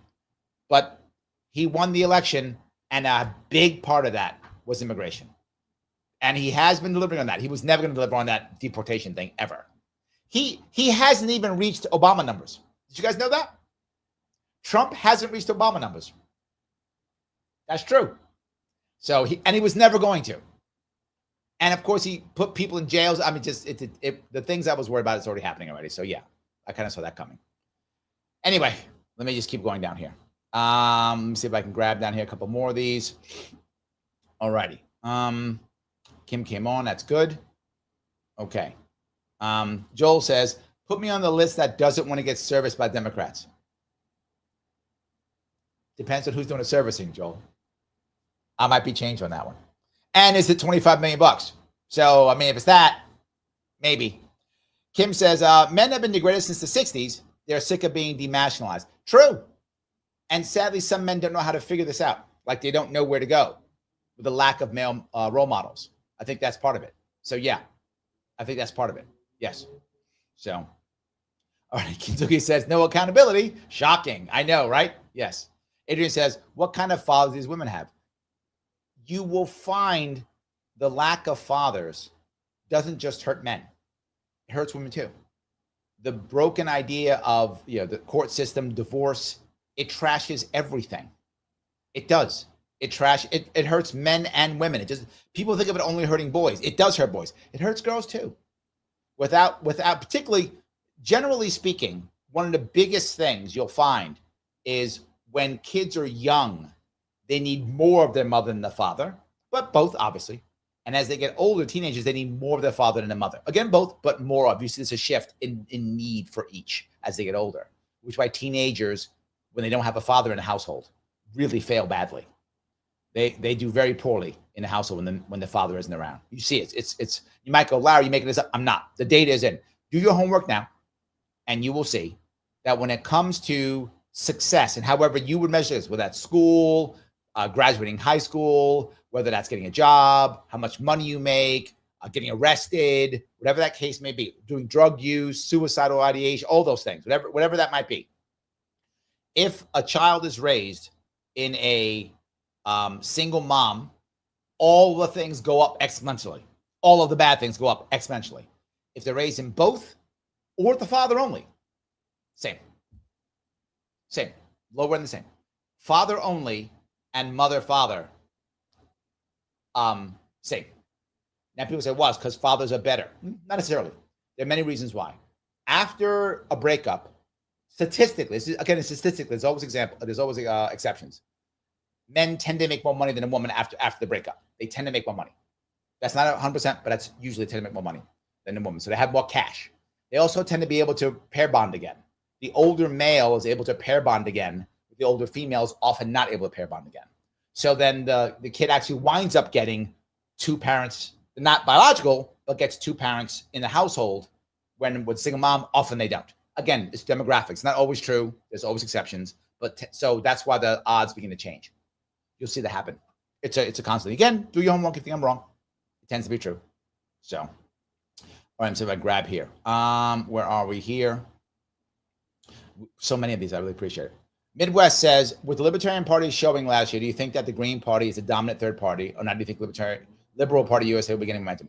Liberal Party has no chance of success. I don't mean to be mean. Some of the guys here are nice, but it's no chance. It's every time the Libertarian Party screws up, someone goes, I'm starting a new party. They do it every single time. It never works. Liberal Party is not going to work. I don't mean to be mean. It's because the system is absolutely against any third parties. If you don't have tons of money and tons of lawyers, you cannot win. I know I've had my ass kicked more than once. That you have to have tons of money and tons of lawyer. Liberal Party does not need tons of either of those things. Not going to work. The Green Party is still broken. The Green Party shot its shot last year. It had a chance and it screwed up badly. They screwed up by not keeping Cornel West, who's a better speaker than Jill Stein. And he screwed up too because he should have stayed with them. That was a mistake both of them made. Both of them made that mistake. That's what he should have been there and she should have been supporting. That would have been a much better show for the Green Party. But they also should have thrown all of their money into Michigan. All of it. Every single dollar, every single person, every single volunteer. They should have thrown all of it into Michigan. If they had done that, they would have had a chance to affect the election. She wouldn't have won Michigan. That wasn't going to happen. But even if she could have been, or he or whoever would have been, if they would have been, they would have matched the spread. That's it. Like say Trump won by 3 points and she got 4 points. Even that would have made impact. People would have said, oh my God, the Greens are real. That's all they had to do was just match the spread. And with all of their money, and I mean all of it, no 50 states, which is with Libertarians, that's stupid, the 50 state thing, which never works. No 50 state plan, fly the volunteers in, tell them to come on their own. And I spoke to them about this, but I actually spoke to the Green Party about this. And there were volunteers who were there who literally said, yeah, I'd drive on my own down to Michigan and spend a weekend there. I would do it. So there were people who were Green Party loyalists who would have on their own dime driven to Michigan and spent a weekend there knocking on doors. Everything should have been thrown to Michigan. If they just would have covered the spread, that's all they had to do was cover the spread. I do not think she could have won Michigan. I'm not saying she could have. I mean, if she would have won Michigan, magic. I mean, amazing. If they had actually won Michigan, I don't think that was realistic, but cover the spread. They were impactful. They did not. Green Party's broken also. It's actually still worse than the Libertarian Party. Libertarian Party is still, as broken as it is, and it is broken, it is still the number 3 party in the country, still is. As broken as it is, it's number 3 party. That is how broken our system is. Which is why yesterday I did almost a screaming match when I was talking about ranked choice voting because of this situation. The Libertarian Party is absolutely broken and still number 3 party. Still. Yes. So anyway, there we go. All righty. Let's see. Kintsugi says, I mean, whether you like it or not, the majority went to Trump. True. We're not the majority. The plurality. It is what it is. I accept that. People have their reasons. See, that's the point. You have to accept where you are before you shift. Here's where I am. I don't like it. Okay. You don't have to like it. But here's where I am. How do I get to the next spot? You kind of have to. Or you just cope your way into nothing. You cope your way into nothing. So, yeah. Absolutely. Kim says he has disgusting ethics and low-value women. That's true. You're not wrong. It's true. Yep. Midwest goes on to say, as more headlines talk about the U.S. territory of Puerto Rico upgrading to a state and talk about how Alberta is leaving Canada and joining the U.S., how do you feel about 52 states? A couple things. Number one, they've been talking about Puerto Rico being a state for decades. They are broken within Puerto Rico. They are split. It is my opinion, and people disagree with me, that you have to give Puerto Rico a deadline. In fact, all of our colonies, a deadline, whatever the deadline is, 2025, 2026, 2020, whatever. Shit it up the pot. Shit it up the pot. You have 2 choices. Statehood, leave, become independent. That's it. Those 2 choices. Pick one or the other. America should not have territories. It's a terrible idea. Terrible idea. One or the other. We don't need the colonies. Become a state or leave. Either one's fine. Let the people there decide. Now, if the place is too small, like maybe Guam, you give Guam 2 options. Become part of Hawaii or leave. Either one. I don't care. You do you. Doesn't matter. That should happen. We're not doing it, though. We're going to keep holding on to it because politics, whatever. But I don't care how many states we have. 52, 58, 60, 48. It's fine. I don't care. Doesn't bother me at all either way. I do not think Alberta is going to leave Canada. I would happily take Alberta into our nation if they wanted to come in. I don't think it's happening at all. I know there's a big chunk of people who are unhappy there. If they want to come, happy to have them. Happy to have them. That's what I would say. As many as possible. Yes. So, all righty. You're allowed to ask too. Okay, Midwest House goes, would you vote for a Ron Paul Gary Johnson ticket? That's a really silly question. The answer is so obviously yes. Come on now. So that's like saying, would you take $25 million to become a Democratic consultant? Yes. I mean, of course I would. Yes. Absolutely yes. 100% yes. So, yeah, that's a silly question. The other questions were good. That one was silly. But yeah. All right. Let me keep going. All righty. Let me grab a couple of these. More, you have so many of these. All right. Ryan says, Kamala Harris put away a lot of minorities a week. True. But it's okay because she did it. So that makes it okay. That's true. I did not fall for this, Daniel.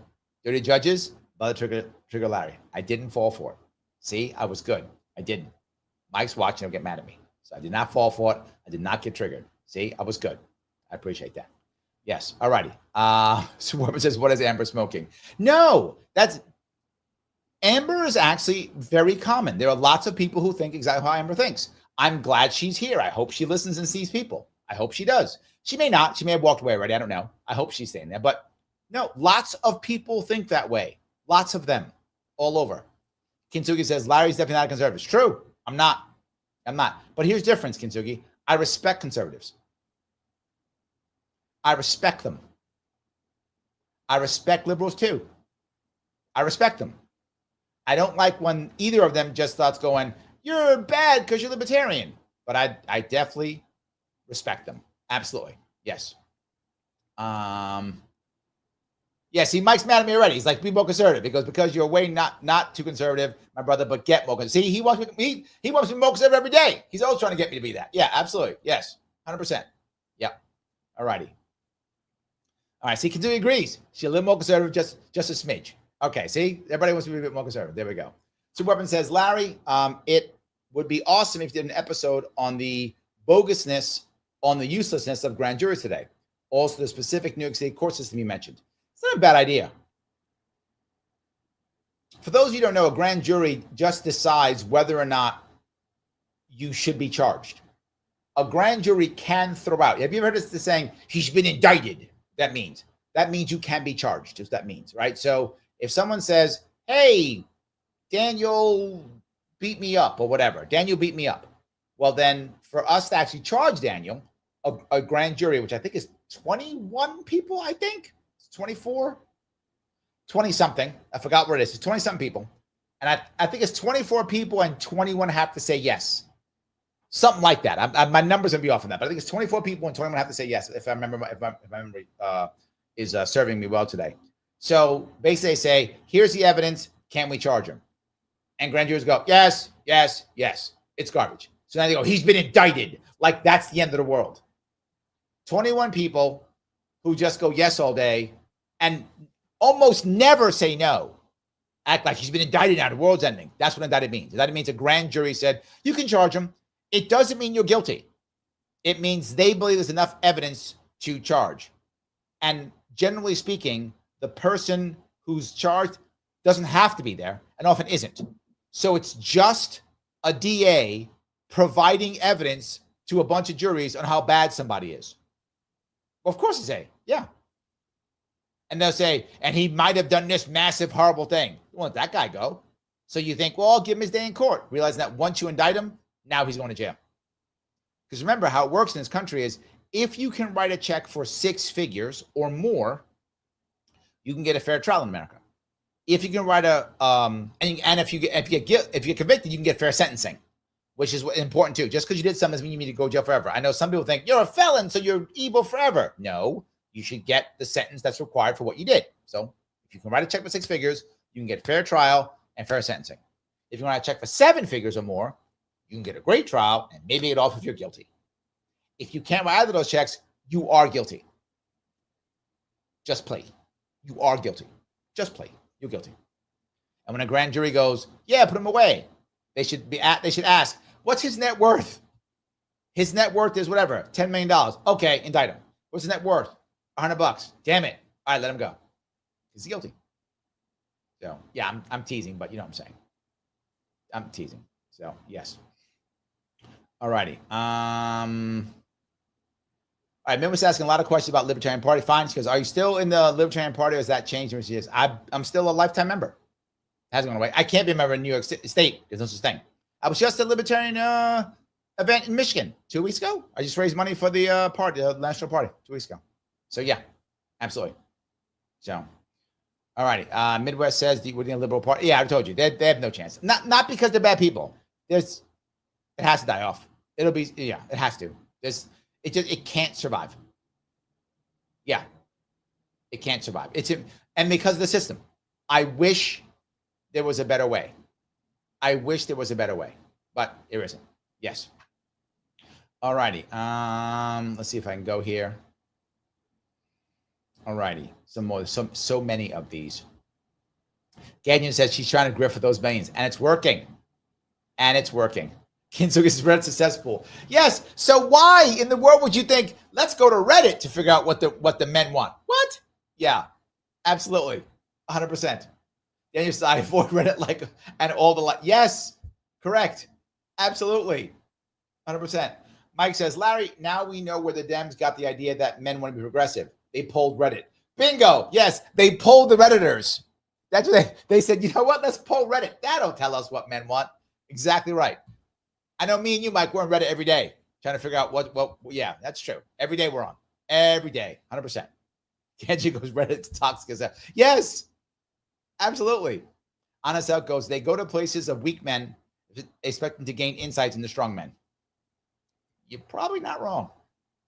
Yeah, you're probably not wrong. I do want to go on to one thing if I could, guys. I haven't asked you enough, so let me ask you now if I could. Please click the button known as like. Click that button. I know I've been yapping away because it is an AMA, and I want to be open to chatting with all of you, but I do need you to click the button known as like. Lima, India, Kilo, Echo, please click it. It's the only way that I can share, move this forward. It does matter tremendously. If you have not shared or reposted this, you hate men. See that? Why do you hate men? What have done to you? Stop. Don't hate men. Share this or repost this, or you hate men. That's how that works. I don't make the rule. I make the rules. I make the rules and I enforce them. So yes, you hate men if you don't click that button. So please do so. If you haven't, it's important.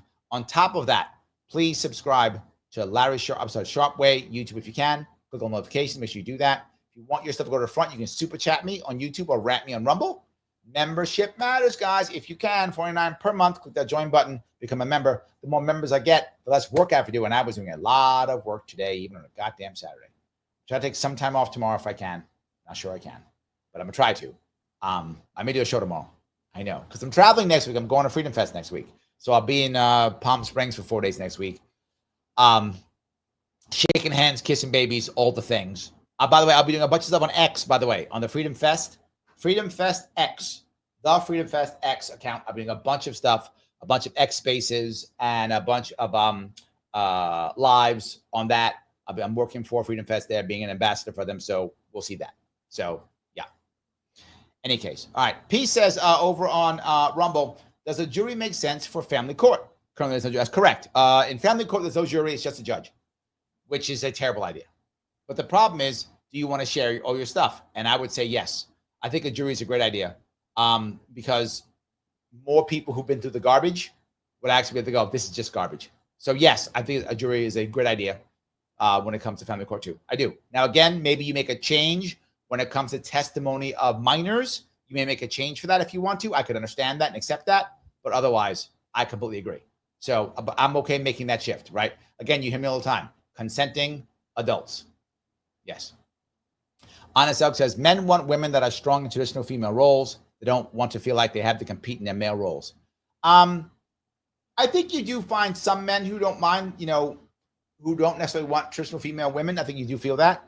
But either way, they don't want to compete, right? The lack of competition is critical. Some men don't mind a woman in more male, traditionally male roles. Some men don't mind. Depends upon the man. But men don't want to compete. That's the thing they don't want. But you look at many of the stronger men, the men that a lot of women want, right? That women go after. Many of them follow this rule. I think you're right. Many of those men do. But men in general, there's a lot of men who like, yeah, I don't mind. She wants to be a bit more masculine here, traditionally masculine here or there. It's fine. I just don't want to compete. That's the issue. I think that's a critical piece. And a lot of people don't get that. Shelley says, I think men and women are different but equal. Yep. Trust me when I tell you how strong you have to be to give birth to a 10.5-pound baby while passing skinny toes. Yes. Yes, that's what I'm saying. I don't want to, competing. That's why I'm saying things like different. Honest Elk is saying different roles. Then you're not competing. Makes sense. But if you're going to be in a traditionally more masculine role, like having a job or having a business or whatever, that's fine. But you don't want to be in the same field, the same industry where it feels like you're competing again, right? So you could be great in, say, whatever, marketing, and he's a doctor. Or you're a doctor and he's a sales rep. It's fine, right? Whatever. Now you're not competing. You're doing two separate things. You're not competing. That's the issue. So yeah, I think that's an important piece. Yeah. All righty. Kinsugi says, is it true that men want respect and women want love? That's semi-true. They've done studies in this. Both want both, but it's the priority that's different. Men want to be loved and men want to be respected. Women want to be loved and they want to be respected. But the priority is different. For men, respect is number one. Love is number two. For women, love is number one. Respect is number two. And it may sound weird, but it's true. And again, this is over the course of, statistically, there are I don't want to get attacked by the old police. I know this woman who, I know this man who. I'm sure there are exceptions here or there, obviously. But over the course of time in general, right? Women, love is number one, respect number two. Men, respect's number one. Actually, it's not true. Because in what you're saying, that's true. But there was the studies were done actually in three. It was done for respect, love, and fear. And how it worked, it was three. It wasn't done for two, it was done for three. And for women, it was love, respect, fear. For men, respect, fear, love. So would you rather be respected, feared, or loved for men? Women, love, respected, feared for women. So that's how that worked. I hope that makes sense. That's how that was. Let me grab a couple of these. I have a bunch of these I want to grab here. Matt says, thank you for $2, Matt. Just arrived. Here's a coffee from 2012. That's 2012, but thank you for the $2. I appreciate it. K. John says, his $2 for a keto cookie to go with Matt's coffee. Oh, now I can get both. I appreciate that. Daniel Aldi, gifted a membership. Thank you. Sharpe membership, guys. Please grab one of those. Here's your new rule. Remember, your rule used to be if you make $2 million a month, you can't take a free membership. Rules changed. If you make $20 million from the Democratic Party as a consultant, you may not take this Sharpe membership.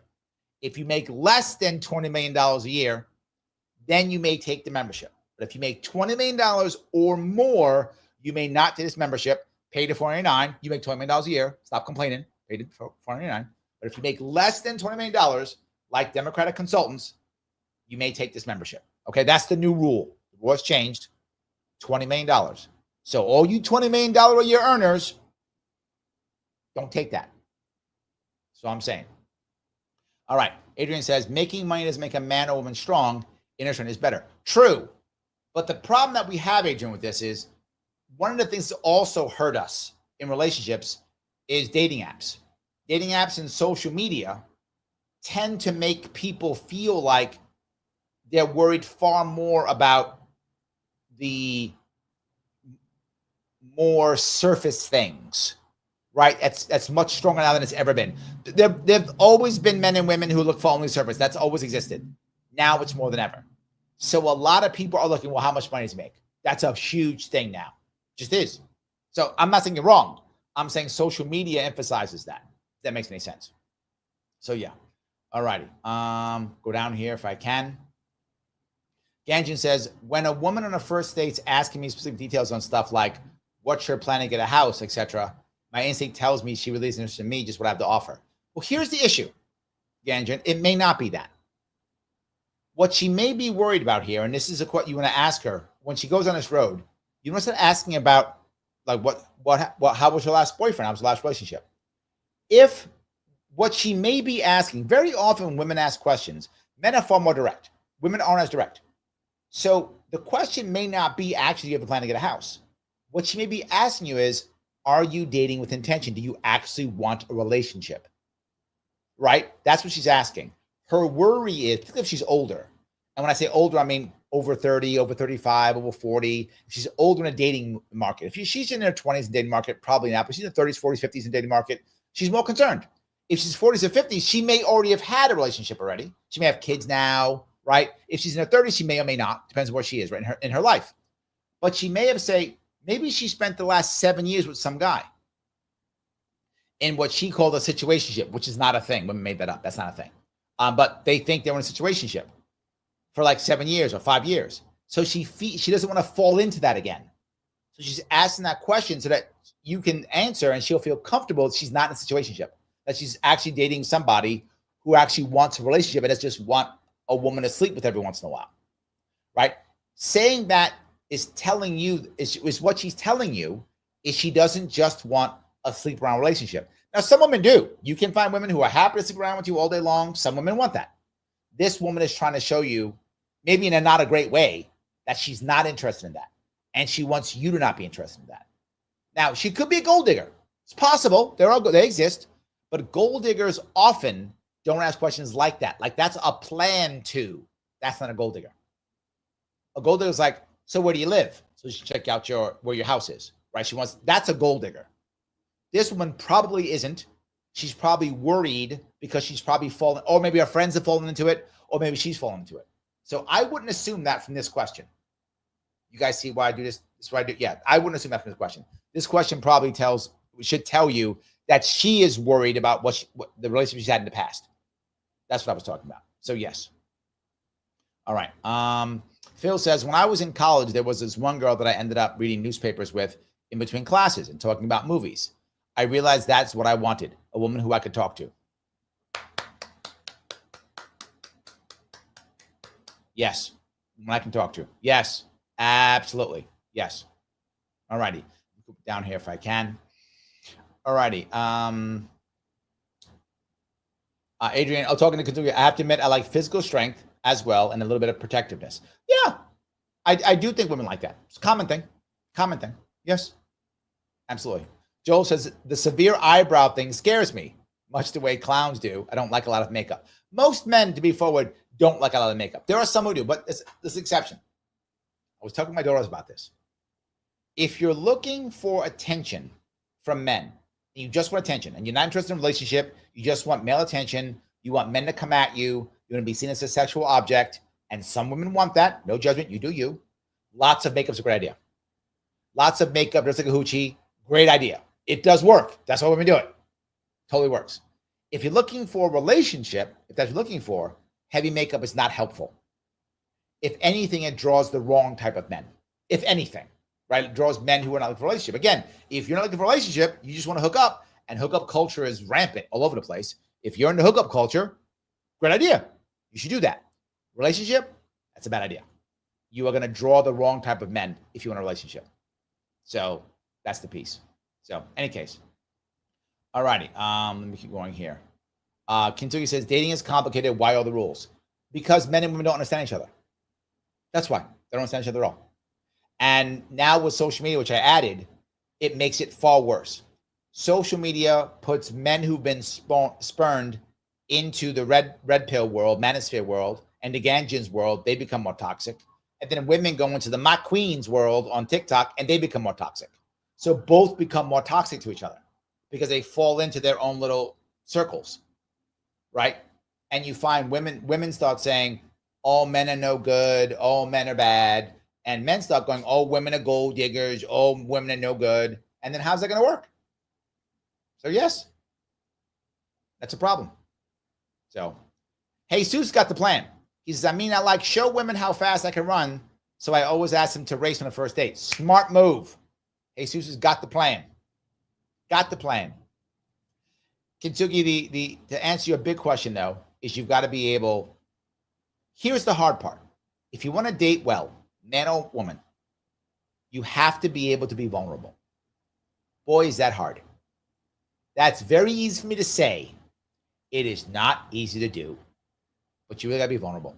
If you want to attract a man as a woman, one of the biggest things you can do is be vulnerable. Let a man know he's needed. Adrian brought it up. I like him and have some protectiveness. Give him the chance to be protective. He doesn't step up. You don't want him. He don't want you. Move on. But if he steps up, how do you know if a man's protective? You have to be vulnerable. It's not easy. It's not easy. I know I'm saying it. And easy for me to say. I get that. It's hard. But if you can do it, big deal. Men should not be vulnerable. Not in first date. Men can be vulnerable over time once a woman already trusts him and knows that he can be strong. What I always tell men is a woman doesn't mind if you fall down. She minds if you can't get back up. She doesn't want you to fall down in an early relationship because then she thinks you're going to fall down again. You can fall down after she trusts you, after she feels comfortable and confident in you. You can absolutely fall down, but you got to get back up, and you can't wait for her to pick you up. Two things you can't do. You can't not get back up, and you can't wait for her to pick you up. Now, can she put a hand down to help you? Yes, that's okay. She can deal with that as long as you're getting up. But she can't pick you up. Why? Because she will lose respect for you. And to our point earlier, Kintsugi, once a man doesn't have respect, it's over. It's a matter of time. A matter of time before it's over. Just a matter of time. So yes, just a matter of time. So, all right, let me go up to that. Midwest says, can you do a episode on Libertarian Pagan? I did already. Already did. Guy wrote the book. Just Google it. Did it already. Where you been? Did it already. Yes. All righty. Let's see here. Let's see if I can grab here if I can. The Libertarian says, so Larry is a hitch. The movie where Will Smith was teaching men to get women, just opposite women get men. Yes, because I know how men think. I'm one of them. Yes, I'm very good at telling women how to act. Very good. Very good. Yes, absolutely. All righty. Keep going down here if I can. Mike says, excellent. Women make the rules about dating and sex. Men try to follow them, but it does get confusing, especially as women offer conflicting messages. They do, but they don't, Mike. They do, but they don't. What I mean by that is there's an old saying, which is true. I mean, it's terrible. It's true. There's no such thing as bad behavior, just not hot man behavior. So they make the rules, except if you're super hot and powerful. If you're what they think is awesome, right? And each woman is different in that.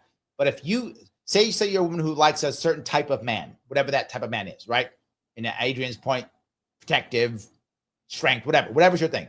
If you're that type, if you're the man that woman goes, oh my God, that's exactly my type. I like men just like that. There's no rules. All the rules are gone. There are no rules. And that sounds horrible. It's utterly true. If you are the type of man that woman, like her man, there's no rules. You can do and say whatever you want. It does not matter. She will go, okay. Doesn't matter. I know it sounds horrible, terrible, but it's just true. But you've got to be that man. That's not for every guy. That's for the guy that she's like, that's my type. And of course, women are different. But if you happen to be that type for that woman, you are golden. Doesn't matter what you do. Doesn't matter what you do. So anyway, I'll move through that. Shelly says, I buried 2 husbands, not looking for a third. Wow. I get that, Shelly. I understand that completely. I get that. Yes.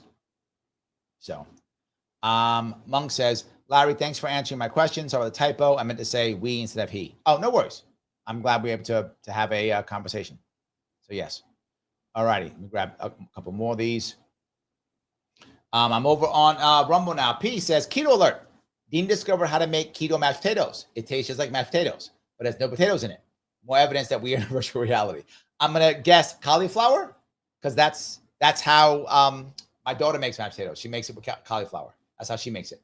So I'm going to guess that's what it is, cauliflower. But there are other ways of making mashed potatoes. You can also make rice that way. You can make cauliflower rice also, which is keto. So there are many ways of making rice and cauliflower. Absolutely, yes. So Ganjan says, Trump trying to get the reporter-in-chief title, but Obama still has it. True. So has it. Yes.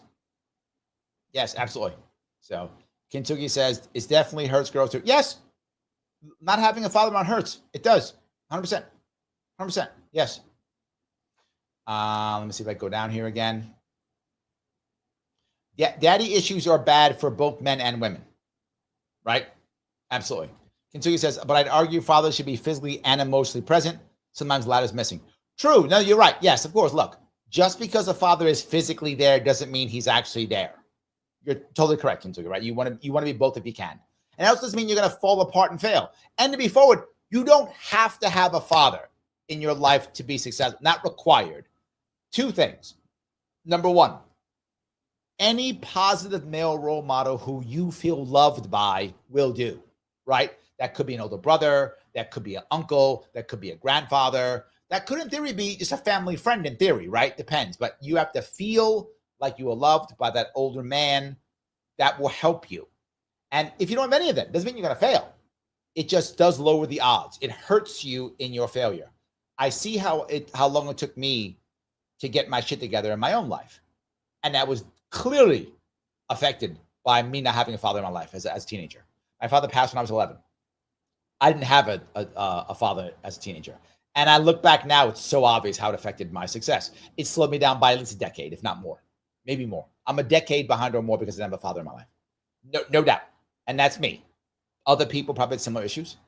But I was very lucky. I say it all the time. I joined the Marine Corps when I was 17. Saved my life. And again, I didn't know why I joined then. I know now. Because again, looking back with hindsight, I was absolutely begging for positive male role models. And that's where I found them. That was the issue. So yes. Ganjan says, my father was absent. My parents were 11. I'm at 116K per year, but with my father during my teens. Maybe I should be at 200. Yes. Ganjan, I don't doubt it. Fathers who are involved, they do, particularly young men, particularly young women too. But look, what do you often find in young women, often, who don't have a father around? Often you find them becoming boy crazy. It's not 100% rule. It's very common. They're looking for that male attention. If you give your daughters as a father positive male attention, the odds of them being boy crazy go down. Doesn't mean they won't be. Again, life is two things: habits and odds. That's all it is. If you have better habits, the odds of you being successful go up. Doesn't mean you'll be successful or you won't. And better habits aren't magic. Only keto's magic. Better habits aren't magic, but they do increase your odds of you getting what you want. That's how that works. So if you have a father in your life giving you positive male attention as a daughter, the odds of you being boy crazy go down, because you already have a positive male role model in your life giving you that. If you're a male, you have a positive male role model going, well done, don't do this, dummy, do this, stop doing this, do that. Hey, idiot, what are you doing? And then when you going, well done, good job. Not just the idiot. You want your male role model going, stupid, what's wrong with you? And you want them going, well done, good job, I'm proud of you. You want both of those. That will move you forward. I completely agree. So I know I'm at least 10 years behind because I didn't have a father. At least 10 years, not more. I know I am. And it is what it is. I'm just happy I didn't wind up in prison. So I'm not complaining, right? I'm okay. Yeah, so that's it. There we go. All righty. I could have been worse. It could have been worse. Are we talking about wheelies? You guys like wheelies? Okay, I'm seeing wheelies in the chat. All right, well, wheelies are fine. I think it's fine. All good. So, all righty. Joel says, Larry's explaining the just us system. Correct. I first heard that, believe it or not, from a guy in the Marine Corps who used to be a state trooper. Yes, he was a cop. So he came into the Marine Corps, did X years in the Marine Corps, I think 4 years in the Marine Corps, got out and became a cop. And he got out and became a cop in the middle of the drug war on drugs, middle of the drug war. And he was like, I'm going back to the Marine Corps, safer. Yeah, because he'd been shot. He got shot, and he was like, I'm going back to the Marine Corps. So he left the cops, went back to the Marine Corps saying it was safer. And he goes, I learned something when I was a cop. I said, what? He says, I learned justice. Just us. Just us. Talk about gunfights, all kind of great stuff in the war on drugs. He was like, I'm done. I'm done. Yes. He's like, I'm done. So, yeah. Anyway, Phil said, the grand jury convicting ham sandwiches for decades. True. True. Absolutely. But that was the first time I heard the saying. I was probably 18, 19, something like that. So, yeah. Dave says, Larry, my vote is for sale to the highest bidder. Opening bid started $1 million. There we go. See, now you're thinking. Now you're thinking, my friend. Now you're thinking. Absolutely. All righty. Phil says, all libertarians in New York are Ronin, wondering with a dead master. I ain't dead yet. The daimyo might come back. You never know. He's away right now. There we go. So anyway, all righty. Let me keep going down here if I can. All right. Dave says, I don't think the Liberal Party USA will die off. There will just be 2 small Libertarian light parties. There will be a Libertarian Party that endorses Republicans and a Liberal Party that can't get candidates. That's actually funny. But yeah, I mean, if you don't have money, it doesn't matter, right? Money and lawyers. I wish that were wrong, but it just isn't. It's money and lawyers. If you have those two, you can move forward. If you don't, you just can't move forward. So, yeah, that's how it works. Kintsugi says, very interesting, but why would anyone want to be feared? Because you have control and power, right? Fear is how you control people. So, yes. And for women, that was the lowest thing. For men, that was the second.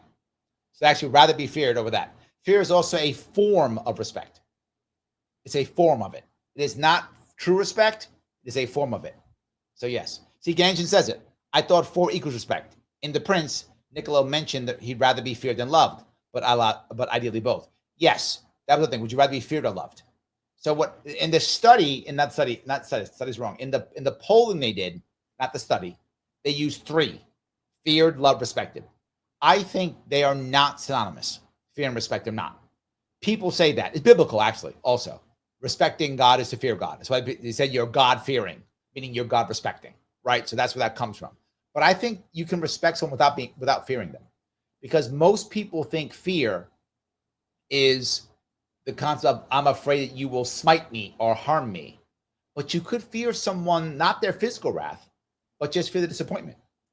And that's more of a respect, right? So if Kintsugi's mad at me and I feel bad, it doesn't mean I fear her, but it means I'm crushed because she is disappointed in me. That means I respect her. So you could see it as both, but I see it as two separate, and the people who did the poll saw it as differently. But Machiavelli, that's the prince, Niccolo Machiavelli wrote that. For those of you who don't know, it's Machiavellian. He saw them as the same because he was looking for a political issue of, in politics, they're the same. As I told you, politics is the mafia. And in the case of the mafia, they are the same. And that's how he saw it. But in life isn't the mafia. So that's why I divvy them up in life versus in politics. Hope that makes sense. All right. Shelley says, a woman once told me about her boyfriend by listing what he owned and how much money he made. Not one word about him. There we go. See, that's a gold digger. There we go. I don't think all of them are that way. But yes, that's one. There we go. There we go. All righty. See if I can grab here. Matt, there we go. It's a way to protect people. Fear is a secondary form of respect. This summer, Claude Van Damme is... Oh, okay, there we go. Yes, I agree. Yes. Kintsugi says, damn, vulnerability. That sucks. It does suck, Kintsugi. It's challenging. It's hard. It's not easy to do. It's not easy. But it is a great way of... There's a guy who... I had him on my show once before, if you remember.